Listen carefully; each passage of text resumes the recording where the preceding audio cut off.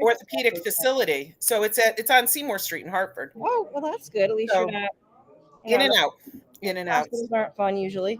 Yeah, and I met the surgeon, and he seems like he knows what he's doing. He's got a lot of important letters after his name, so I think those are all pivotal confirmations. Yeah. So, it's one of those things that was kind of unexpected. It's going to be a very interesting holiday season, because of course I'm going to be hanging out at home, but it could have been so much worse. It could have been a lot more painful. There's so many things that I'm grateful about, and so it's just, this is one of those things, and hopefully the end. I'll put it behind me, and we can move on from there. But it's really, it caught me off guard. It's thrown me for quite a loop. But no, it's not something you expect to happen. Not at all. But I'm just going to do what they tell me to. That's all I can do is just hang out and do what they tell me to, and I'm trying to keep my brain engaged. So one of the things I'm doing tomorrow is I'm actually thinking about taking an online course, because I'm going to be home for a few weeks. So for 10 weeks I'm supposed to be out, and so that should be enough time to start working on my master's degree, right? So well, I guess you're not letting the moss grow on your leave of absence here. I'm not that person. I can't. I'm not a person who can be down a lot. So this is something that, it's something I've always talked about. They do them online for free. My daughter was saying you can take them at MIT for free. So, Wow. I can always use that and say, hey, I went to MIT. I was going to say, you're going to come back with a doctorate or something? Yeah, from my bed, from the comfort of my home. But, it'll keep me sharp. I've been reading. I've been, and of course, policy, there's a lot to read. So, it's forcing me to take some downtime, which ultimately will probably be pretty good for me in the long run. So, but it's good, and it's good to participate with everybody here tonight too. Thank you for making it in spite of all of your challenges. Oh, no, it's my pleasure. I'm going to mute my mic so I don't cause this room. I am going to mute mine as well until it is go time. Thank you.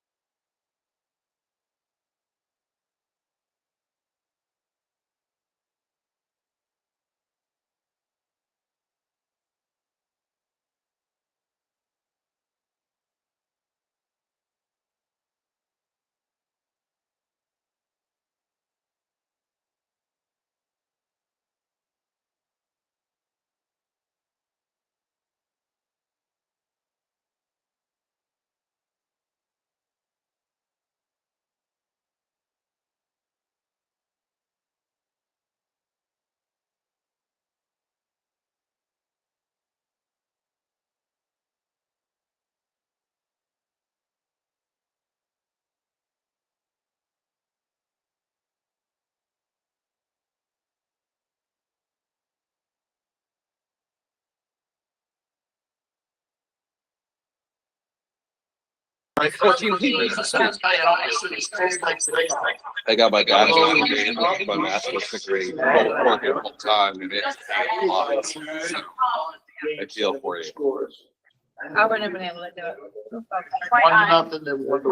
could have done that part-time. Well, I got my bachelor's degree in my 20s while I was working. You don't have the same energy you do in your 20s that you do in your 40s. Those kids kind of play back there. Yeah, exactly. They're a lot of work. Well, it's a lot of right making. time when I took them off the wall. Age is just that turn, like, you know, Fun. Yeah. no, she's really upset today because her crush likes her friend. Like, really upset. That is hard. It was hard for me to leave her and be like, I gotta go to BOE now, but she's just going through crazy emotions. Put on some cheese rolls. Yeah, that's right. All right, are we all ready to start? Is it being recorded? You can go free. That is ready to go. Free. Okay. I'd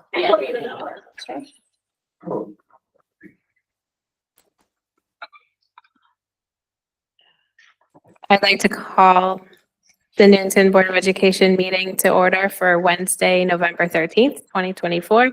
The time is 7:02 p.m. Please rise for the pledge. I pledge allegiance to the flag of the United States of America and to the republic for which it stands, one nation, under God, indivisible, with liberty and justice for all.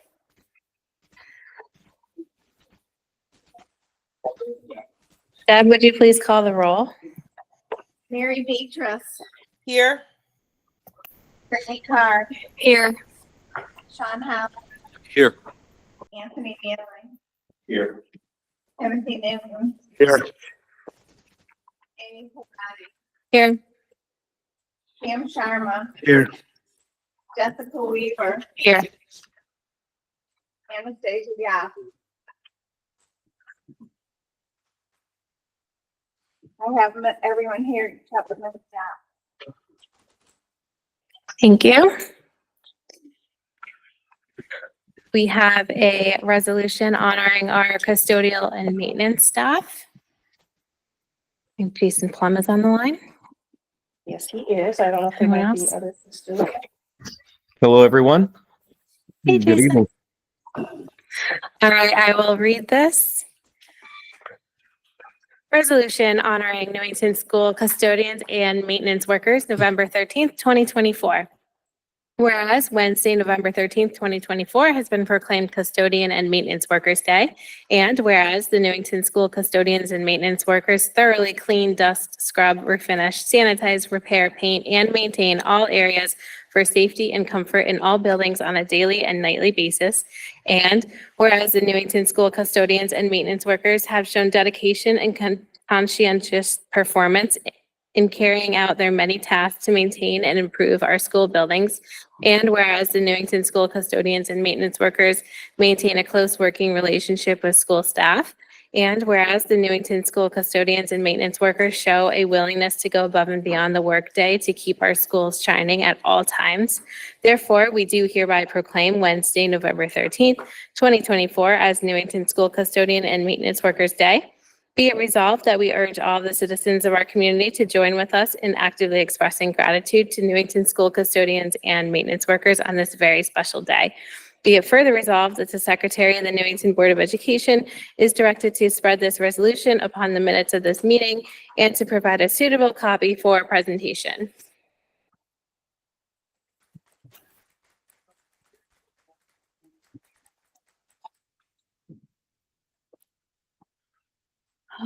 Jason, would you like to say a few words?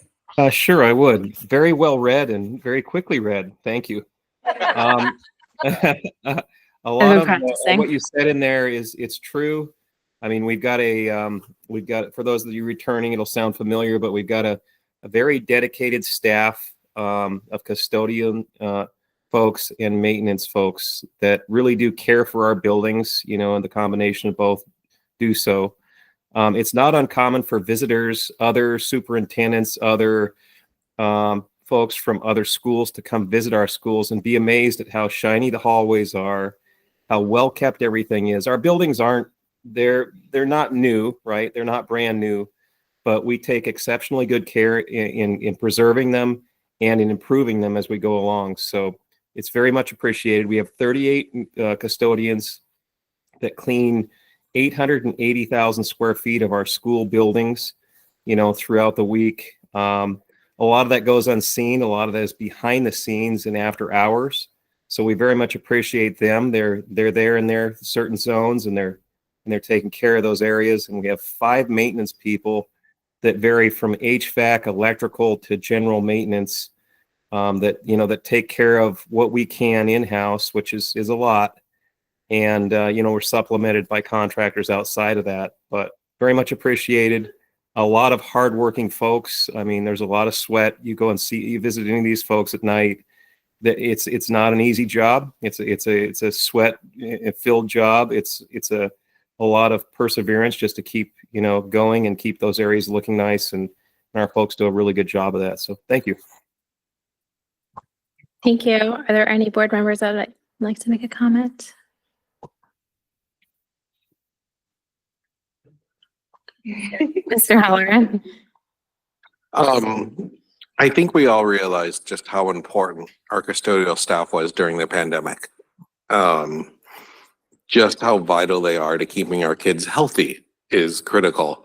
I just want to make sure that we continue to recognize their efforts and we don't forget that the impact that they have. And the ones that I know personally from the Girl Scout troop where we go to Ruth Chafee, to just interactions in the hallway, they are genuinely passionate people about what they do. I don't think they get enough recognition. And I cannot say thank you enough and you're appreciated. And I always say I don't think one day is enough because they work every single day. And it's easy to forget the effort that goes into having those shiny floors. So Jason and your staff, thank you very, very much. Well, thank you for that. Ms. Weaver? I'll just echo that. I think we've done a couple of these over the years, right? It's every year, but I think, you know, it's one of those things. I think Mr. Holland put it, it's never just good enough for one day. And I think having the presentations of seeing those shiny floors is always a good reminder for not just us on the board, but in the public to see just how shiny they are. It is quite incredible. And I would just say too, never will forget how that was during COVID and how everyone stepped up, but especially our custodial staff, for one thing. And then also just what every custodian does beyond their job description. I think they're just such an integral part of our school community. And to know over the years since I was there, I mean, we all bonded with some of the custodian staff. And so just really the integral part that they play, whether it's, you know, especially during lunch time or, you know, after school activities, or just in the hallway, seeing a smiling face. I think it's just one of those things that makes once again our school family of learners. So thank you not only for what you do to keep it absolutely immaculate. Seriously, I could use you guys at my house, but as well as just being an integral part of our school community. So thank you. Ms. Beatrice. I also want to thank you for the amazing work that you do. You know, when our school families step into our buildings for the first time, they are struck by how seriously your staff takes the cleanliness, but most importantly, the safety of our students. And that's oftentimes the first touch that new people to Newington actually experiences is going into our schools. For whatever reason, they may be registering their kids or voting. And, you know, last week I was outside Anna Reynolds, and I can't tell you how many people from the community experienced how wonderful that building is for the first time.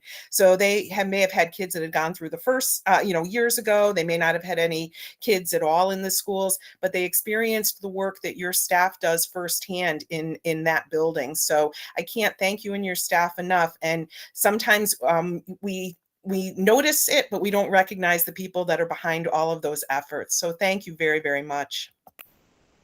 Sure, thank you. Mr. Sharma. I just want to echo what everyone else said. So, thank you to all the custodians, all 38 of them for, going above and beyond and, keeping our schools clean. So thank you so much. Ms. Carr.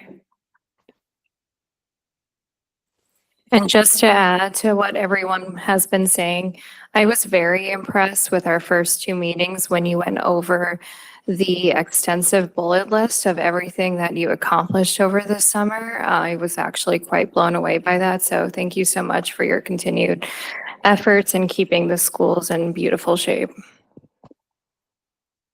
Yeah, and I'll just say I'm in the schools a lot after hours with cheerleading and kids activities and meetings and a whole bunch of stuff. And everyone, if the doors are unlocked, they're or not locked, not unlocked. They're very apologetic and just make sure we have everything that we need. And they're just very, or the doors are unlocked waiting for us and we don't even see them, but we appreciate the little elves behind the scenes. So But yes, thank you to everybody that goes into maintaining and keeping our schools safe and beautiful for our children. And Jason, we do have one pretty much brand new school, so but the Yeah. rest of them are not the newest, but they look fantastic.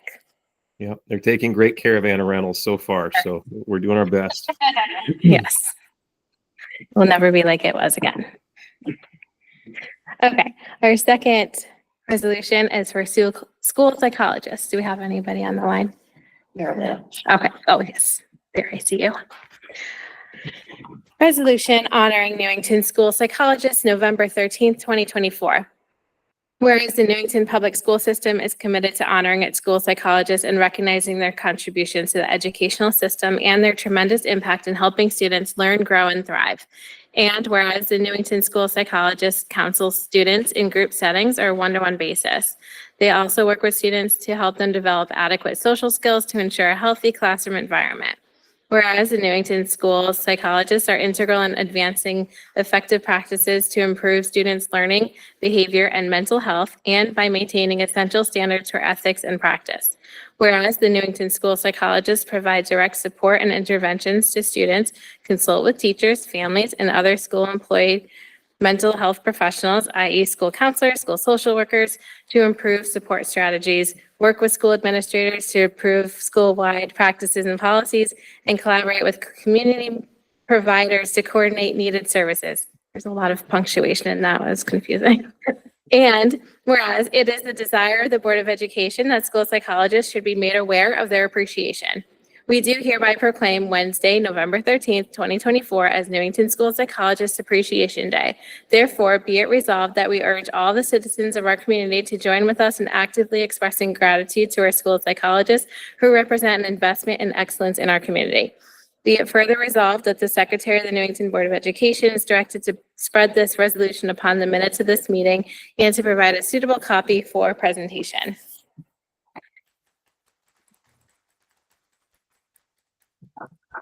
Are there any? Marlena, would you like to say anything? Absolutely. Thank you so much for the opportunity again to be here tonight to represent our school psychologists. They are such an integral part of our school system, especially since COVID came up, but even before COVID. But since COVID, we have seen so many more students struggle with mental health, so much more with school avoidance. The role that the social workers and psychologists have taken on has really grown. So it is really important that we take this opportunity tonight to thank them, the school psychologists, for absolutely going above and beyond for all of those things that are in that very wordy proclamation, but they do all of those things. They reach out to community to help the parents with the services that might be out there that the students need, in addition to helping them come to school every day. So again, thank you for the recognition, and I accept this on their behalf, and thank you again. Thank you. Any board members? Ms. Weaver. Just want to, I think thanks is never enough. And I think, as you pointed out, it's been a lot. The spotlight on mental health has aptly been shown on our school systems and the need for both school psychologists and our social workers. And I think one of the most rewarding things was going last week and seeing some of our extra school psychologists with the effective school solutions, getting to meet with them at the middle and the high school, and just hearing the amount of wraparound services we're providing, the support systems we're providing, the families that are getting involved, and truly like the lives that have been saved. It is not an understatement. So thank you, especially Marlene, for your team and for the everyday that goes on. You know, I think it's always said that it takes a village, but like this is a special village because it truly is, it's what's keeping a lot of kids in school. It's what's keeping them in a place where they are learning, and it's keeping a lot of kids on track. And really, you are a huge part of fulfilling that portrait of a graduate and that mission that we have at NPS. So yeah, there's never enough thanks, and I'm sure our parents and our students have many more thanks as well. It's not just us from the outside, but on the outsider perspective, just the things that I've seen, especially in the last 10 years, is just incredible, the amount of support that has gone into this. And we will always be thinking of you, especially around budget time. Ms. Beatrice? I cannot thank you and your staff enough. Talk about loving our kids. That is where it all begins. We all know kids can't learn effectively if they're struggling with their mental health. It takes, we can't separate out the academics from the social, from the mental health piece. And it's our obligation to give our students the tools they need to be productive members of our community when they graduate. And Ms. Weaver alluded to that very, very well. But we have to address the needs of our students in all ways possible. And we wouldn't be able to do that without the really heroic efforts of your staff. So thank you very, very much. Mr. Halloran? I'll keep it brief. Going through life, especially through school, I also feel like my voice is booming tonight. I don't know if that's the microphone or just my voice. Going through life, especially when you're going through school, is a battle. And I think the battle within is sometimes the hardest battle to fight because it's a private battle. It's a closeted battle. It is sometimes you feel it's a shameful battle because you just can't do it. It is okay to ask for help. It is okay to get that guidance, because when you have that balance, you have the confidence to navigate the ups and downs of everything you have to deal with. And I think our school psychologists are that guide to bring you to a place where you feel like you are able. And once you have the confidence to feel like you can do, you typically do. And I don't know if I have the words to express how valuable our school psychologists can be in kind of quiet moments of crisis.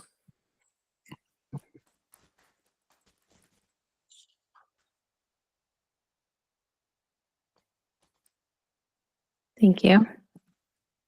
Anyone else? Okay.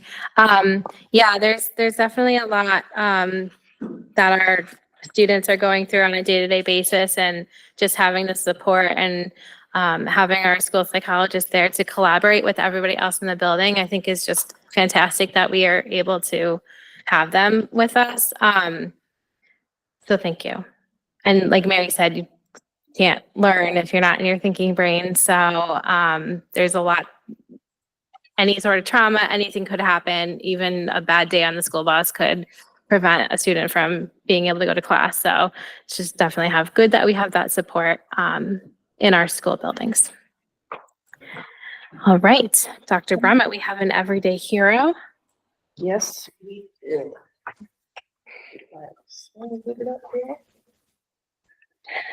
So it is I'm booming too, Mr. Halloran. Or at least it feels that way. So it is my pleasure tonight to announce the everyday hero for this month is Grizel Bowden. She is a special education teacher at Elizabeth Green School. She's over there with her family, her principal, Mr. Duran, and her colleague, Amy Inzero. But let me read, she was nominated by Amanda Clark, registered behavior technician at E Green School. Since Grizel has started working at Elizabeth Green, she continues to impress everyone who works with her. Her commitment to equity and giving students what they need to be successful is inspiring. She continues to push for student success, even when it is difficult or challenging. Grizel works hard on the district equity team and engages in courageous conversations. She is always there when you need her with her energetic and positive attitude. I truly believe Elizabeth Green is a better place because of the efforts she puts in daily. I hope to continue to grow and learn daily from her inspiring teaching methods. Grizel also makes sure every single para who works with her students is treated fair and feels welcome. She not only cares about the successes of her students, but the successes of everyone around her. I know every para who works with her would agree with all these statements made as well. As someone who works with Grizel daily, there is no one more deserving of the title of Everyday Hero. And ladies and gentlemen, Miss Grizel Bowden.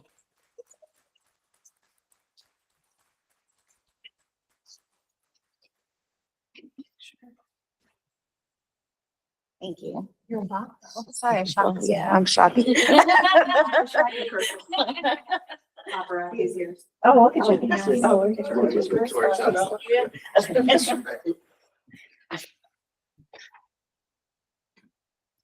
Okay, one more for my hubby. Absolutely. Hubby Sean. Sure. If anybody has ever met Amanda Clark, she's absolutely amazing. So, we really are a good team together, and we do work to help make everybody a collaborative team. Teaching kids with special needs, especially those who struggle social and emotionally because of the mental health, is really difficult in everyday life, and teaching them how to use strategies to get through what they need to get through is especially important as they go along in society. And being that my caseload in special ed is over-identified, my caseload is really heavy with Black and Brown students. And that's just the nature of what special ed is. And so when I originally went into special ed, I didn't expect to go into equity work, but I've been doing equity work my whole career as people navigate to understand kids with neuroatypicalities, right? And as I learned more and got more involved into the equity work, I learned that a lot of the behaviors and the struggles that kids have is because they feel like everything is high stakes. They feel like they're under a microscope and a microcosm, and that causes the mental health increase that we see in our schools today. And so, you know, in honor of School Psychologist Month, you know, and really enduring through this trial of equity amongst our school, amongst our staff, and amongst our students is truly important, so that we could help improve the quality of life of all our kids, because they're the ones that are going to be running the boards of ed meetings in the future, and we want to make sure that it's a good representation of the community that we have here in Newington. Love it. Good. Thank you so much. Thank you. Stick around, I want to make some more comments.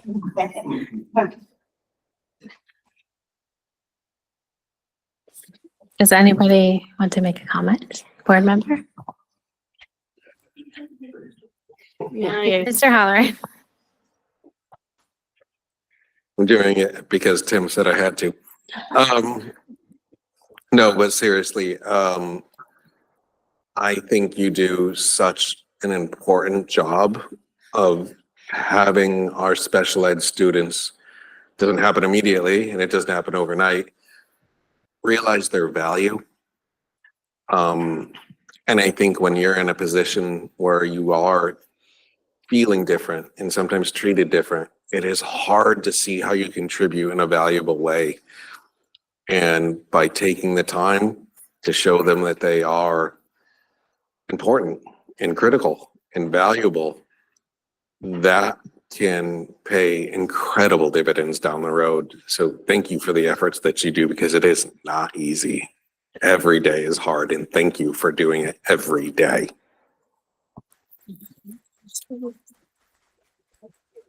Ms. Beatrice? I just want to congratulate you. Not every hero wears a cape, but certainly you and your staff in the classroom are heroes all day, every day. You know, it's the compassion and love that you have for your students. Just in the minute that you were able to speak to us really shines through.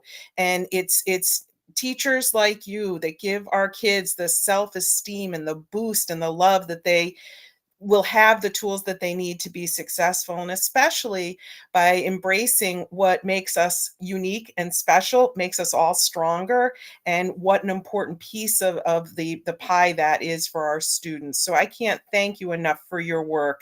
Thank you so much. Thank you. Ms. Weaver, go ahead. Okay, I'm so biased to E-Green because shout out to that. I just want to echo, I think, the gratitude we have. I think we often are having conversations here about equity. Dr. Brummett, we talk about it a lot and try to communicate to the community what that work looks like. But I don't think anyone has said it as good as you have. So I thank you for that additionally, not only for the work you do, but how eloquently you just kind of described the need and in the work that you do. I think a lot of us try and get at it, but really going to the heart of what you do every day is so what this is about. Seeing everyone that we see so many kids go through our system, and we know there's so much need, and we keep seeing that need. And I think especially when we talk about elementary students, right, that those needs are popping up more and more at that level is so important to try and find those coping mechanisms earlier to be able to prevent some of those harder trials as we go through the schools. So I just want to say thank you for doing all of that. It's not behind the scenes to us by any means. And I know we're seeing, those achievement gaps close, and we're seeing the fruits of your labor. So thank you for that. And I know we'll speak on behalf of students who don't usually, but I know they'll say thank you as well. I love that your nomination said that you not only obviously pay attention to your students and making them feel included and welcome, but also the staff in your room, because it really is a collaborative effort to educate all students in our town. So, and yeah, what you said about the equity work that you're doing is just really inspiring. And I'm interning at a special education school currently, and just the level of respect I have for special ed teachers, and there's could be any number of challenges that a student is going through, but you're there every day, meeting them where they're at, making sure that they're getting the education that they deserve. So thank you so much for that work, and congratulations. And Dr. Brummett has one other thing. Well, first of all, I have seen Griselle in action at E-Green on numerous occasions, and her skills are nothing short of magical. And I'm a former special education administrator and teacher, so I have a little bit of a background there. But really what I wanted to share was a bit of a spoiler alert. While our E-Green team is still here, you'll hear about other schools later on this evening, but I wanted to let the board know that E-Green has been named a school of distinction because of the growth of high-need students in English language arts. So here we have one of our special ed teachers tonight, along with one of our reading teachers here tonight, who work on those children who have, delays in reading or challenges. And look at this, we are showing signs recognized by the state. So a shout out to E-Green, and just a little icing on the cake there.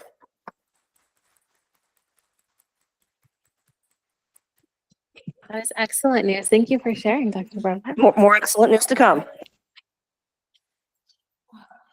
Thank you so much for being here. Okay, at this time, I'd like to open up the mic to public participation. If you're online, you can raise your hand or step to the front of the table and state your name and address for the record.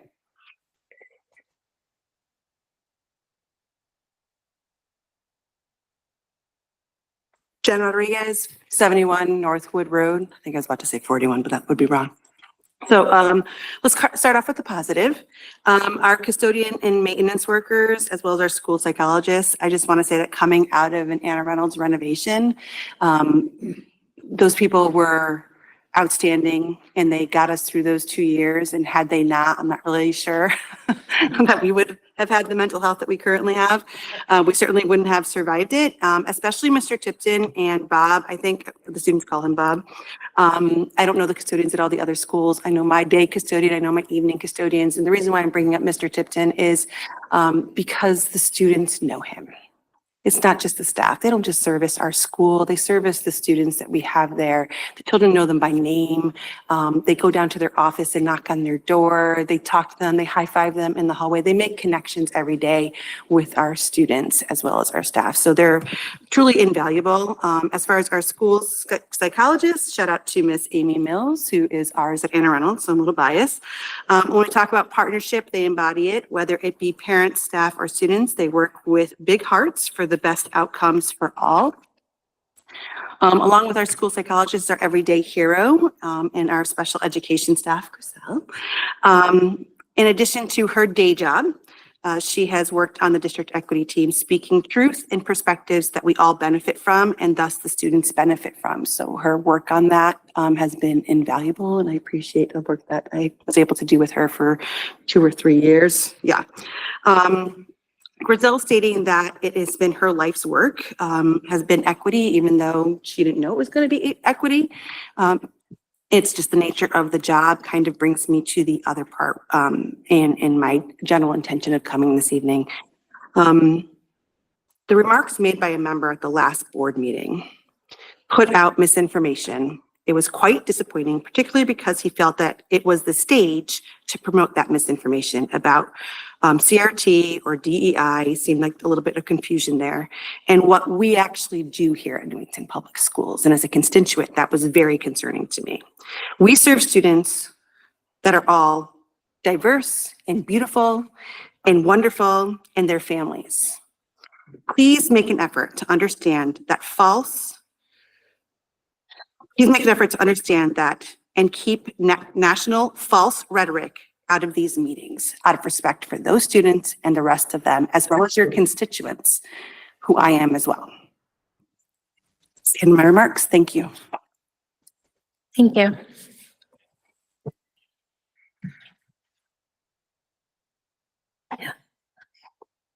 Okay. I see no other hands. Moving on to the consent agenda. I move to approve the consent agenda for the regular meeting of October 16th, 2024 to be approved as presented. Second. We have a motion and a second. Is there any discussion? All in favor? Aye. Any opposed?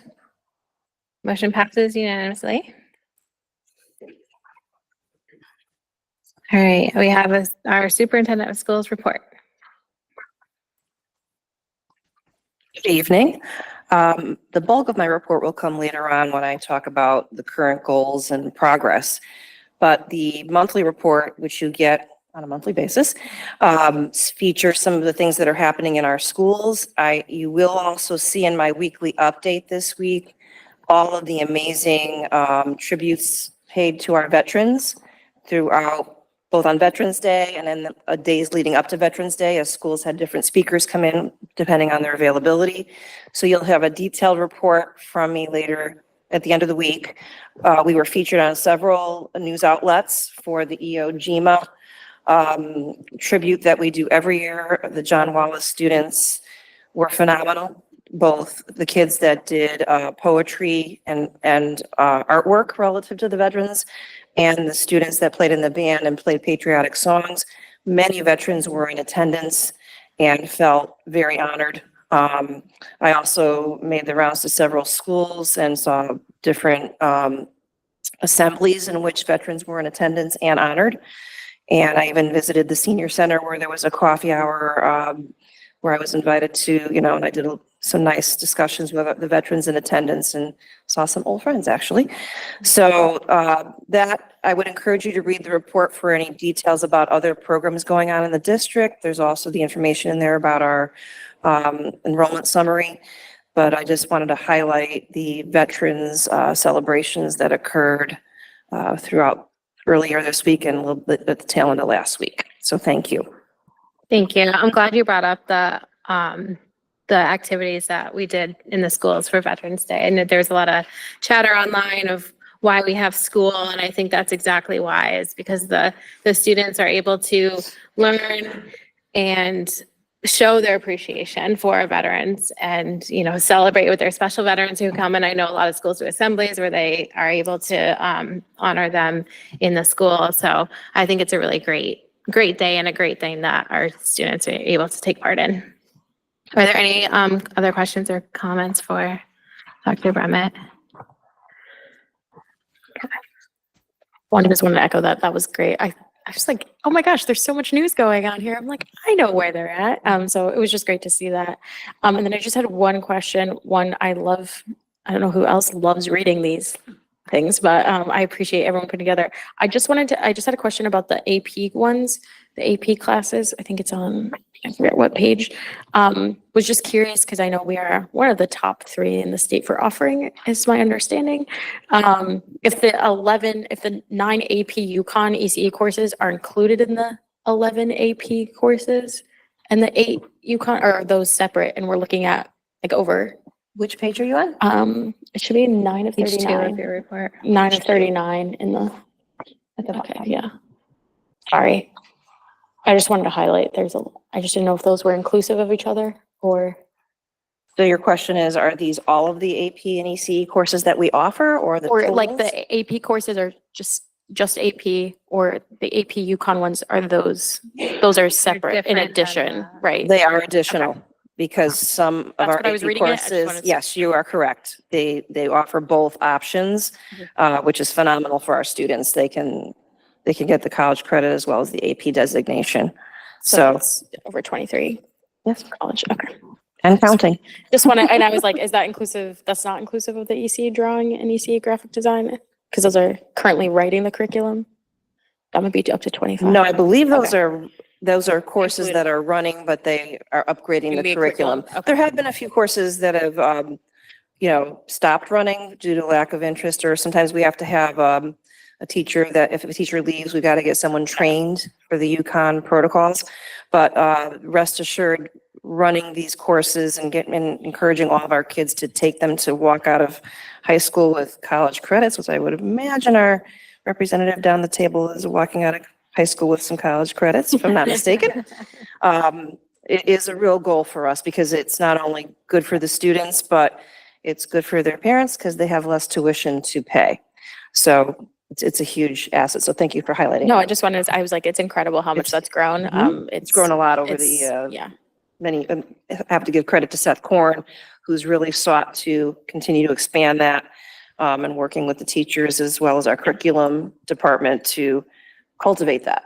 I just couldn't believe my eyes. I was like, that's so many. Mhm. And thank you to the teachers for getting those certifications too. I know that's It's a extra. summer opportunity that they have, and we encourage that whenever possible.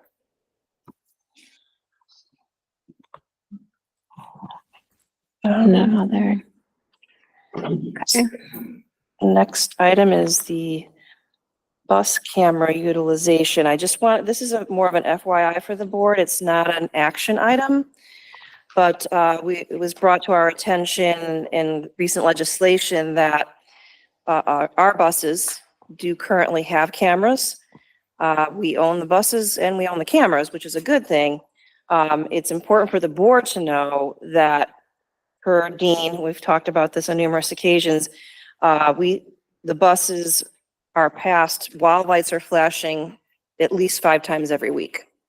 So we work collaboratively with the police department to turn in whatever pieces of evidence they want to pursue a fine or whatever they do. Per my security director, who's also been involved in these conversations, the fine for passing a school bus is one of the most significant fines that police give out because it's so it puts people at risk. And Dean has described some near misses in the course of these dialogues. But why I bring this to the board's attention is there's a new law on the books that will prohibit us from continuing operations after July 1st of 2026 of photographing people that pass a bus illegally unless the town passes an ordinance that allows that to continue. So the reason behind that is really specific to a town that was having trouble having this go forward. We've been clicking along well with this for years, and we didn't have to have an ordinance in order to do it. But in speaking with our legislators as well as Shipman and Goodwin, the attorneys that represent the Board of Education. In order to comply with this law, we will have to do a collaboration, which we're already working on, and we have a close relationship with the police department to begin with, and bring forward a recommendation to the town of an ordinance change that would allow us to continue this work after July 1st of 2026. So we have some time. The rest of this school year will not be an impact, and frankly, the next school year. But to be on notice that we need to move forward with this, we'll begin dialoguing with the town about timing, and the process for passing an ordinance is a bit, cumbersome. So we will, keep working on that. If the board is interested, I've cited the legal references from Shipman and Goodwin about, where this stands. We're a bit of a leg up having our own buses, because districts that lease buses or have a contract, they are reliant on the contract that bus company has for how the cameras are utilized.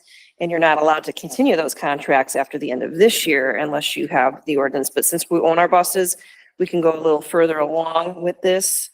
And that's that piece down. It extends beyond July 1st, 2026. So we can get this done. But I wanted the board to be aware of this. A little bit of an unexpected mandate. But obviously, we pay careful attention to that. Steve's office keeps us abreast of any of these pieces. Dean also, through his organizations, gets word of anything impacting buses. So we are on it, and I'll keep the board fully apprised of how the efforts toward an ordinance change are progressing. But at this point, I believe it's going to move along without any problem. Any comments or questions? Okay, thank you. All right, we have our standing committee reports. We have our two student representatives, Abby and Michael. Take it away. Boot up there. Oh, we get a presentation today? Oh, hot off the press, is it? 4:00 this afternoon. Oh, yes. Let me get this cute. Oops, I did that wrong. Give me 1 second. You press one tab and it throws the whole thing off. All right, keep presenting.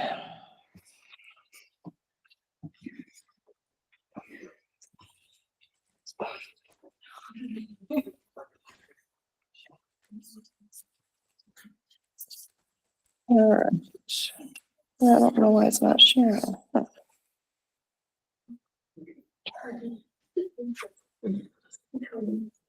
Sorry, an error's occurred and you can't share your screen. What? It's not what I want to see.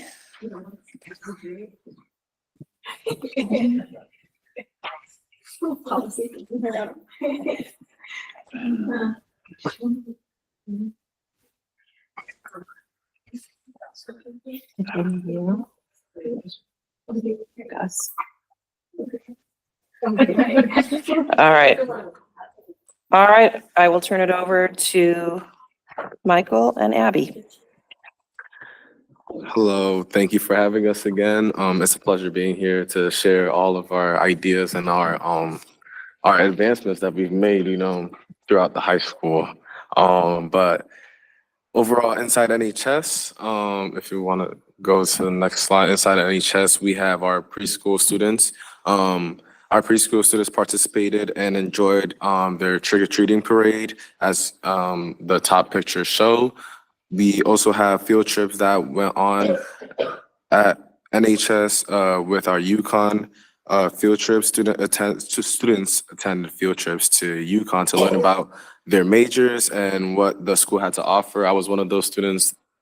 UConn is, again, to also have UConn credits integrated into NHS learning as well is just a tremendous, it's a great thing to have, especially because a lot of NHS students are considering UConn as their first choice. So we thank you, board, for offering those as well. We also have some other field trips, which is also like students attended a Men of Color Leadership Conference provided by Career Services And this field trip, it showed importance of leadership and how it is important in our community, and not only just our community, but also the world. And this got students eager to be more involved in leadership as well. Our staff also got students into the spirit with a secret spirit week, their first ever secret spirit week. And Monday this was last week. Monday they had a theme which was BU, and then Tuesday they had anything but a water bottle.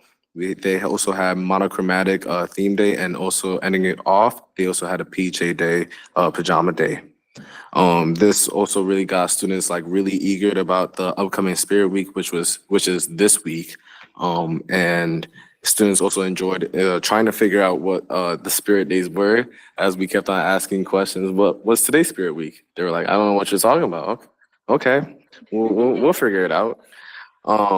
We also want to highlight our pep rally. Our pep rally is going to be Friday the 15th, which is this Friday. And in preparation of the pep rally is to get students more hyped and more excited about our homecoming, which is this Saturday, November 16th. And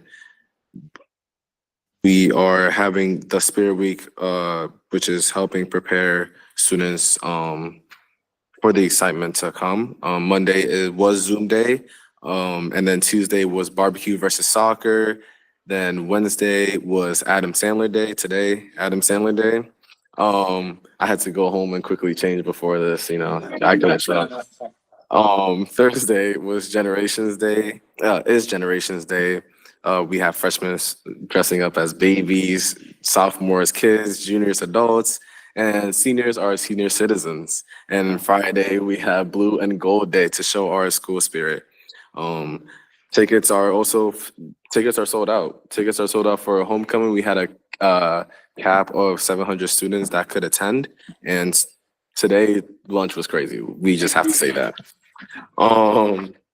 And I'll turn it over to Abby to report on other things. So we want to take some time to highlight Veterans Day. And just some things we did at the school to honor them. One thing we did was the Voices from Veterans panel. That was at our school at NHS and at Martin Kellogg. And there were veterans like Tyxa Hernandez, Michael Moss, and Wayne Corbo. And they shared their experience in the service, how they saw it before, during, and after. I went to that last year. I found it very moving, and I'm sure all the students this year did as well. So I'm really glad that's continuing. Also, the National Honor Society and some classes wrote letters to veterans, and the National Honor Society, they specifically did the write a card to a veteran, and they delivered that to the Veterans Hospital. And students also learned about Pat Tillman in their AP Psych classes, and he was a former NFL player, and he left to serve the country, but unfortunately passed. So I know that was really moving and important for students to hear about. Another thing that we talked about was just the significance of the day in general, and a lot of classes watched a TED Talk called A Day in the Life of a Dust-Off Pilot, and they completed activities related to that. And then they learned about burn pits and the effect on veterans. And overall, I remember attending the Iwo Jima presentation when I was in middle school at Wallace, and I found that very moving. And I think just all the activities at the high school, the middle schools, it's just a great opportunity for students to learn about the significance of the day, and just so it continues to stay relevant in our schools. So we just wanted to highlight all of these things. And then just to finish off this slide, we've talked about this at the past meetings, but our teachers and counselors are still helping with juniors and seniors to talk about college applications. So that's something that's ongoing. Then the next slide is just clubs. So our Latin club went to Brown. They enjoyed a field trip to the corn maze, and they recreated a journey of thesis. DECA also is currently hosting a sneaker fundraiser. We're trying to do no cost fundraisers just so that's an easier way to do things so students don't have to continue to spend money on the club. So you can bring in new athletic wear or used things, and a portion of that will go back to the club to offset thrift costs. We also attended the yearly fall leadership conference. So that was a really great way. We learned about the importance of social media presence, and we talked about how to stand out in our competitions, which will be in March. Also today, students went to a Barker's field trip where they got to see where a lot of our merch is manufactured. So I know we got a lot of great feedback from that. FBLA also learned about American Enterprise System and learned ways to promote that. And then Stuco is preparing for Saturday's homecoming. We've been preparing for the pep rally for a while. We've been talking to teachers and students to get them involved in the activities. So everyone's really excited for that. It's going to be fun. And then the next slide, just to close off with clubs. Diversity Club had a Stop and Shop fundraiser and to help fund some of their upcoming events. And they are also going to have an event called Global Eats and are working with Key Club to help with a clothing drive. And then Key Club is planning a service project for the end of the year, and they're considering going to a conference. Then we'll have more info, hopefully in the upcoming meetings, on what specifically that is and what they'll be doing. And then Drama and Stage Crew, we started selling tickets for our production of Little Women. So Stage Crew, all of our actors, we've all been working really hard to put the set together and to make a great show. Rehearsals, me and Michael have been at them all week. And everyone's doing a phenomenal job. So we're just still promoting ticket sales. We're really hoping for everyone to show up and see the show. So yeah. Just going back to Drama Club, if you guys also want to see the drama play production, they are the 21st, the 22nd, and the 23rd.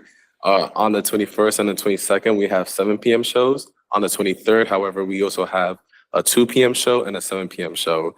And you just get to see great actors and great actresses coming up and showing their talents. And it's truly amazing. We hope you could all attend as well.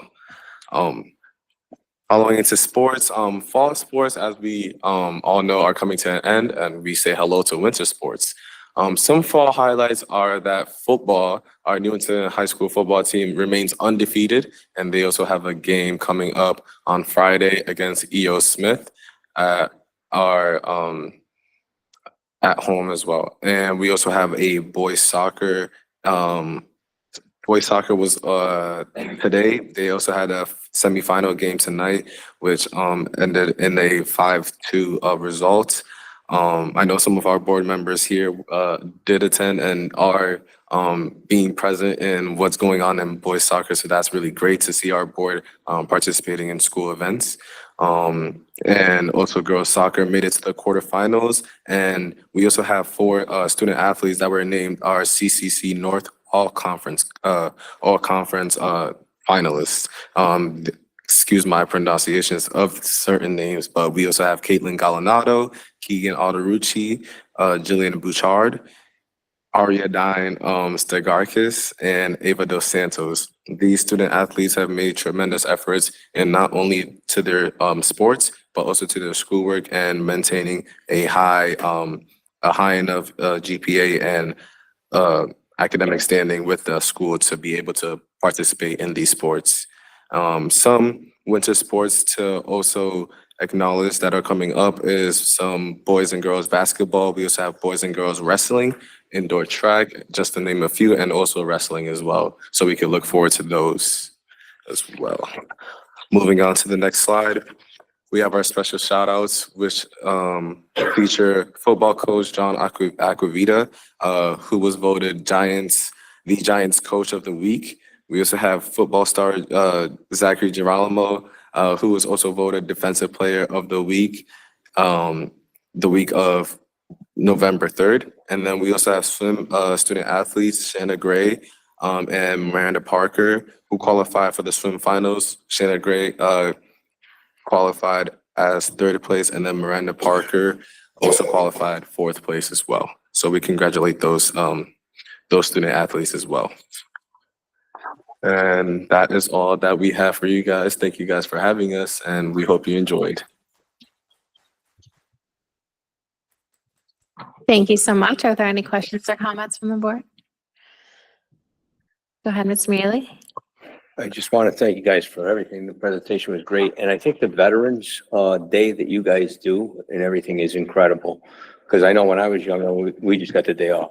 I don't think we really recognized how important, you know, the veterans past and present and in current. That's why we get to do all this and we have all the freedoms that we have. And I appreciate that very much. So thank you guys. Thank you. Mr. Newton.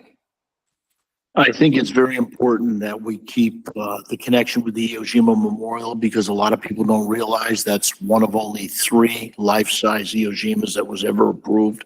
It was approved for us in Connecticut because I believe Newington lost either 8 or 10 Marines in the Pacific Theater, and their pictures are in our high school in the hallway. And I just, you know, those would have been your great-grandfathers. I just think, and I wasn't a Marine, I'm Air Force. But I just think it's important to shed the light and keep the light there, and it's a very important connection. So I like that Iwo Jima. Mr. Halloran. I'd like to echo what Mr. Mealy and Mr. Newton said about Veterans Day. As a grandson of 2 World War II veterans, a son of a Vietnam veteran, and have had several friends in high school acquaintances serve in the wars in Iraq and Afghanistan. I think it's important to recognize that that is sacrifice, that is service to your country. You don't get a lot back from it, if anything, except that you get to live in a country where we can have freedom. We don't always agree, but we are allowed to disagree. And that is vital and important to what we do. So thank you for the remarks from the previous board members as well. I'd also like to comment on Adam Sandler Day.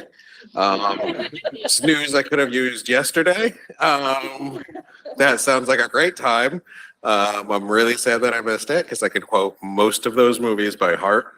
Congratulations to the football team for going undefeated. I think that's unprecedented, as well as the rest of the incredible accomplishments for my athletes. And as somebody who actually lettered in stage lighting, congrats to our stage crew. I did not know that was a thing, and it got me a lot of ridicule from the rest of the guys on the football team. But it's a lot of work. But when it happens and it's on and it's the night, it's magical. I will do my best to attend at least one of those shows and drag my kids because the money is important too. Pays for the lights. You guys did a great job. Thank you very much as always. You upped your game with the presentation. You set a precedent, so next time I'm going to expect a video. But you guys did wonderful. Thank you for, I say this as always, you're the reason we're here and your insight is critical. So thank you very much, Michael and Abby. Ms. Weaver. Guys, man, just killing it. I just want to put it out there. I believe this going into it. No, next week is Hell Week. So this is pre-Hell Week for you guys. Those outside of the drama world will know. It's quite intense. And I think we've always had student reps that are like doing everything and all the time. Genuinely, I look back, I'm like, how did one do this? It is generally one of the most impressive things to be a high schooler right now and to do all the things and all the things you're involved in. So thank you, not only for us, droning on all the time, but listening, taking feedback, and then also all that you're doing to be involved and keeping that school community of family of learners. I remember the stress of planning homecoming and pep rally. There's nothing like it, really. I truly think you're ready for anything right now because you're doing that and doing rehearsals and doing this. Seriously, that you made this presentation, just amazing. It just shows how much you guys are doing. And thank you so much for highlighting all the things that are going around. I think just knowing for the community, it's really helpful to know how involved our students are. And then especially, as was said, all of the different veterans things that we have going on. I remember this was a conversation multiple times on the calendar topic at this table. But, I think from my experience too, Mr. S used to give presentations about what he learned in school in geometry class, saved his life. And I think that's one of those things that will stick with you forever is those lessons you learn on Veterans Day. And we have so many veterans in our school system, you know, from our chair, Bruce Fletcher, Mr. Connolly. There's tons of veterans we have as our staff too. And I know that gets highlighted every year as well. So just want to thank you for highlighting that and for showing all of the fun pictures too, because I don't think there's anything cuter than a trick-or-treater going through NHS, or I guess, you know, Miss Tigno being kind. But yeah, send us your Adam Sandler pics, whatever, that's fine. Thank you again, guys. And really, if we don't see you before then, break a leg.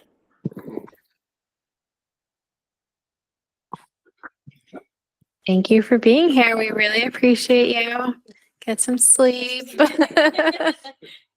See you on Friday night. All right, we have a facilities committee update. Committee met on 11/7.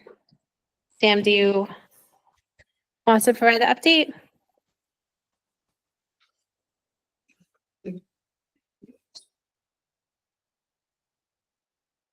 I think when in our subcommittee, we just went through some proposals and then, you know, we went through them and we're going to present them to the board. I think something that I want to share is we went through, discussed the HVAC inspection process, and based on our discussion, it's going to cost about $150,000 a year to do the inspection / repairs.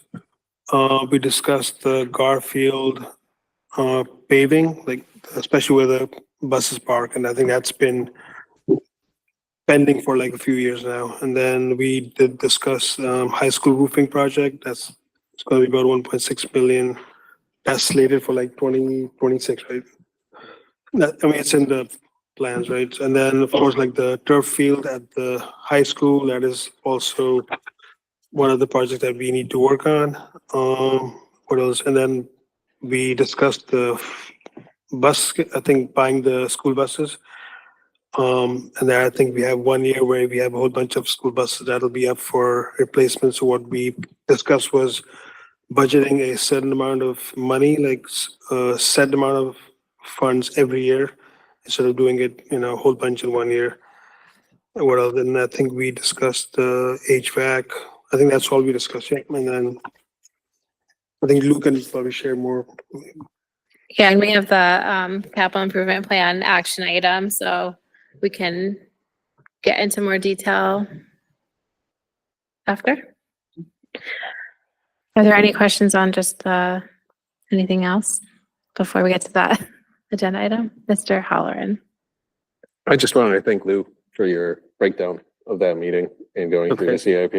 It's always very informative. And I know there's a lot changing, especially with air quality. So thank you for doing your due diligence and bringing it before us. Thank you. Thank you. Thanks. All right, Miss Weaver, Policy Committee.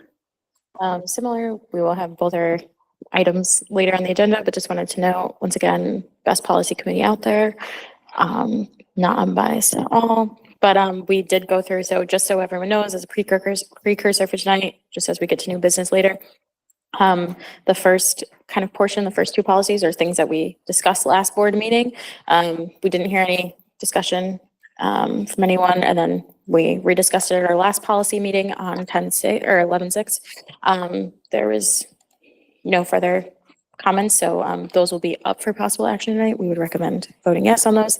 And then the other ones will be the first time we're presenting new policies. These are all, again, reflective of new legislative mandates, mostly just tweaking some editorial verbiage.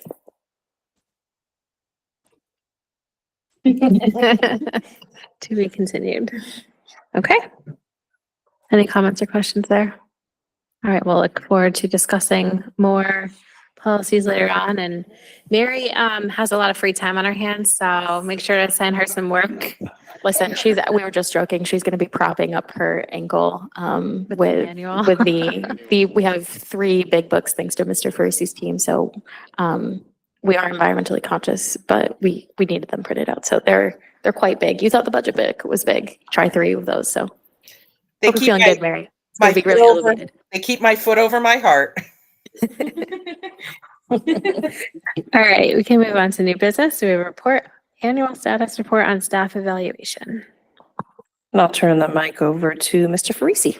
Great. Thank you so very much for the opportunity to present the annual status report on staff evaluation. These do seem very loud this evening. Thank you. So that's G6 in your folder, and each year it's legislatively mandated or required that the annual status report be presented to the Board of Education on the implementation of the evaluation system for the previous year. So what I'm going to be sharing with you this evening is kind of the status and how things went when we implemented the evaluation system for the certified staff for both teachers and administrators for the 23-24 school year. In that year, we had about approximately 366 certified teachers evaluated under the Educator Evaluation System and Development Plan, and approximately 28 certified administrators evaluated under the Administrative Evaluation and System and Development Plan. The plan is overseen by a committee we call the Professional Development and Evaluation Committee, PDEC for short. And that committee is comprised of mostly teachers with a few administrators on it. Last year it was overseen by my office, the Director of Talent Management. This year I'll be overseeing it. So we're looking forward to our first upcoming meeting next month. And they are responsible for any of the changes as well as the implementation and monitoring of the evaluation systems for both teachers and leaders. So if any changes were to occur year to year, we do present those to you at the end of the year. So this is the kind of annual status report of last year, and then any changes we make this year for the following year would be presented to you at the end of this year for next school year. We did last year present to you, and you all adopted a revised plan for this school year. So what I'm sharing with you and what is in this report is now a plan that is passed and different than what we currently use. We currently no longer use a system with ratings in it. That was approved last year for this school year, and we'll present a report on that next September on how all that went. Okay. So for this school year, like I had mentioned, about 366 certified teachers went through it. Of those, about 81% of those staff were on the tenured track, leaving around 19% on the non-tenured track. The difference there is we all go through a goal setting process. We all go through a mid-year evaluation and an end-of-year evaluation process, but their non-tenured folks are observed more frequently throughout the year and more often than tenured folks. So that would be one of the main differences between the two systems. Equally with the administrators, we had 28 administrators go through the evaluation system last year. 26 of them were on the tenured track, while 2 of them were on the non-tenured track. So they had more frequent observations. It takes 2 years for an administrator to become tenured. It takes 4 years for a teacher to become tenured. Thinking behind that is an administrator's already been tenured as a teacher, right? And now they're moved up to an administrator. They're still in the same certification, state certification bracket. With all that said, this is a report that is annually obligated to be presented to you, like I said, legislatively each year on how we conducted the evaluation system last year. It was highly successful. We were able to send our state reporting to the Department of Education. And the information we got back was that it was reported successfully. So we're in good standing with the State Department with our evaluation systems for both certified groups, the administrators and the teachers. I would be remiss not to share, though, that we do evaluate all staff, not just our certified staff.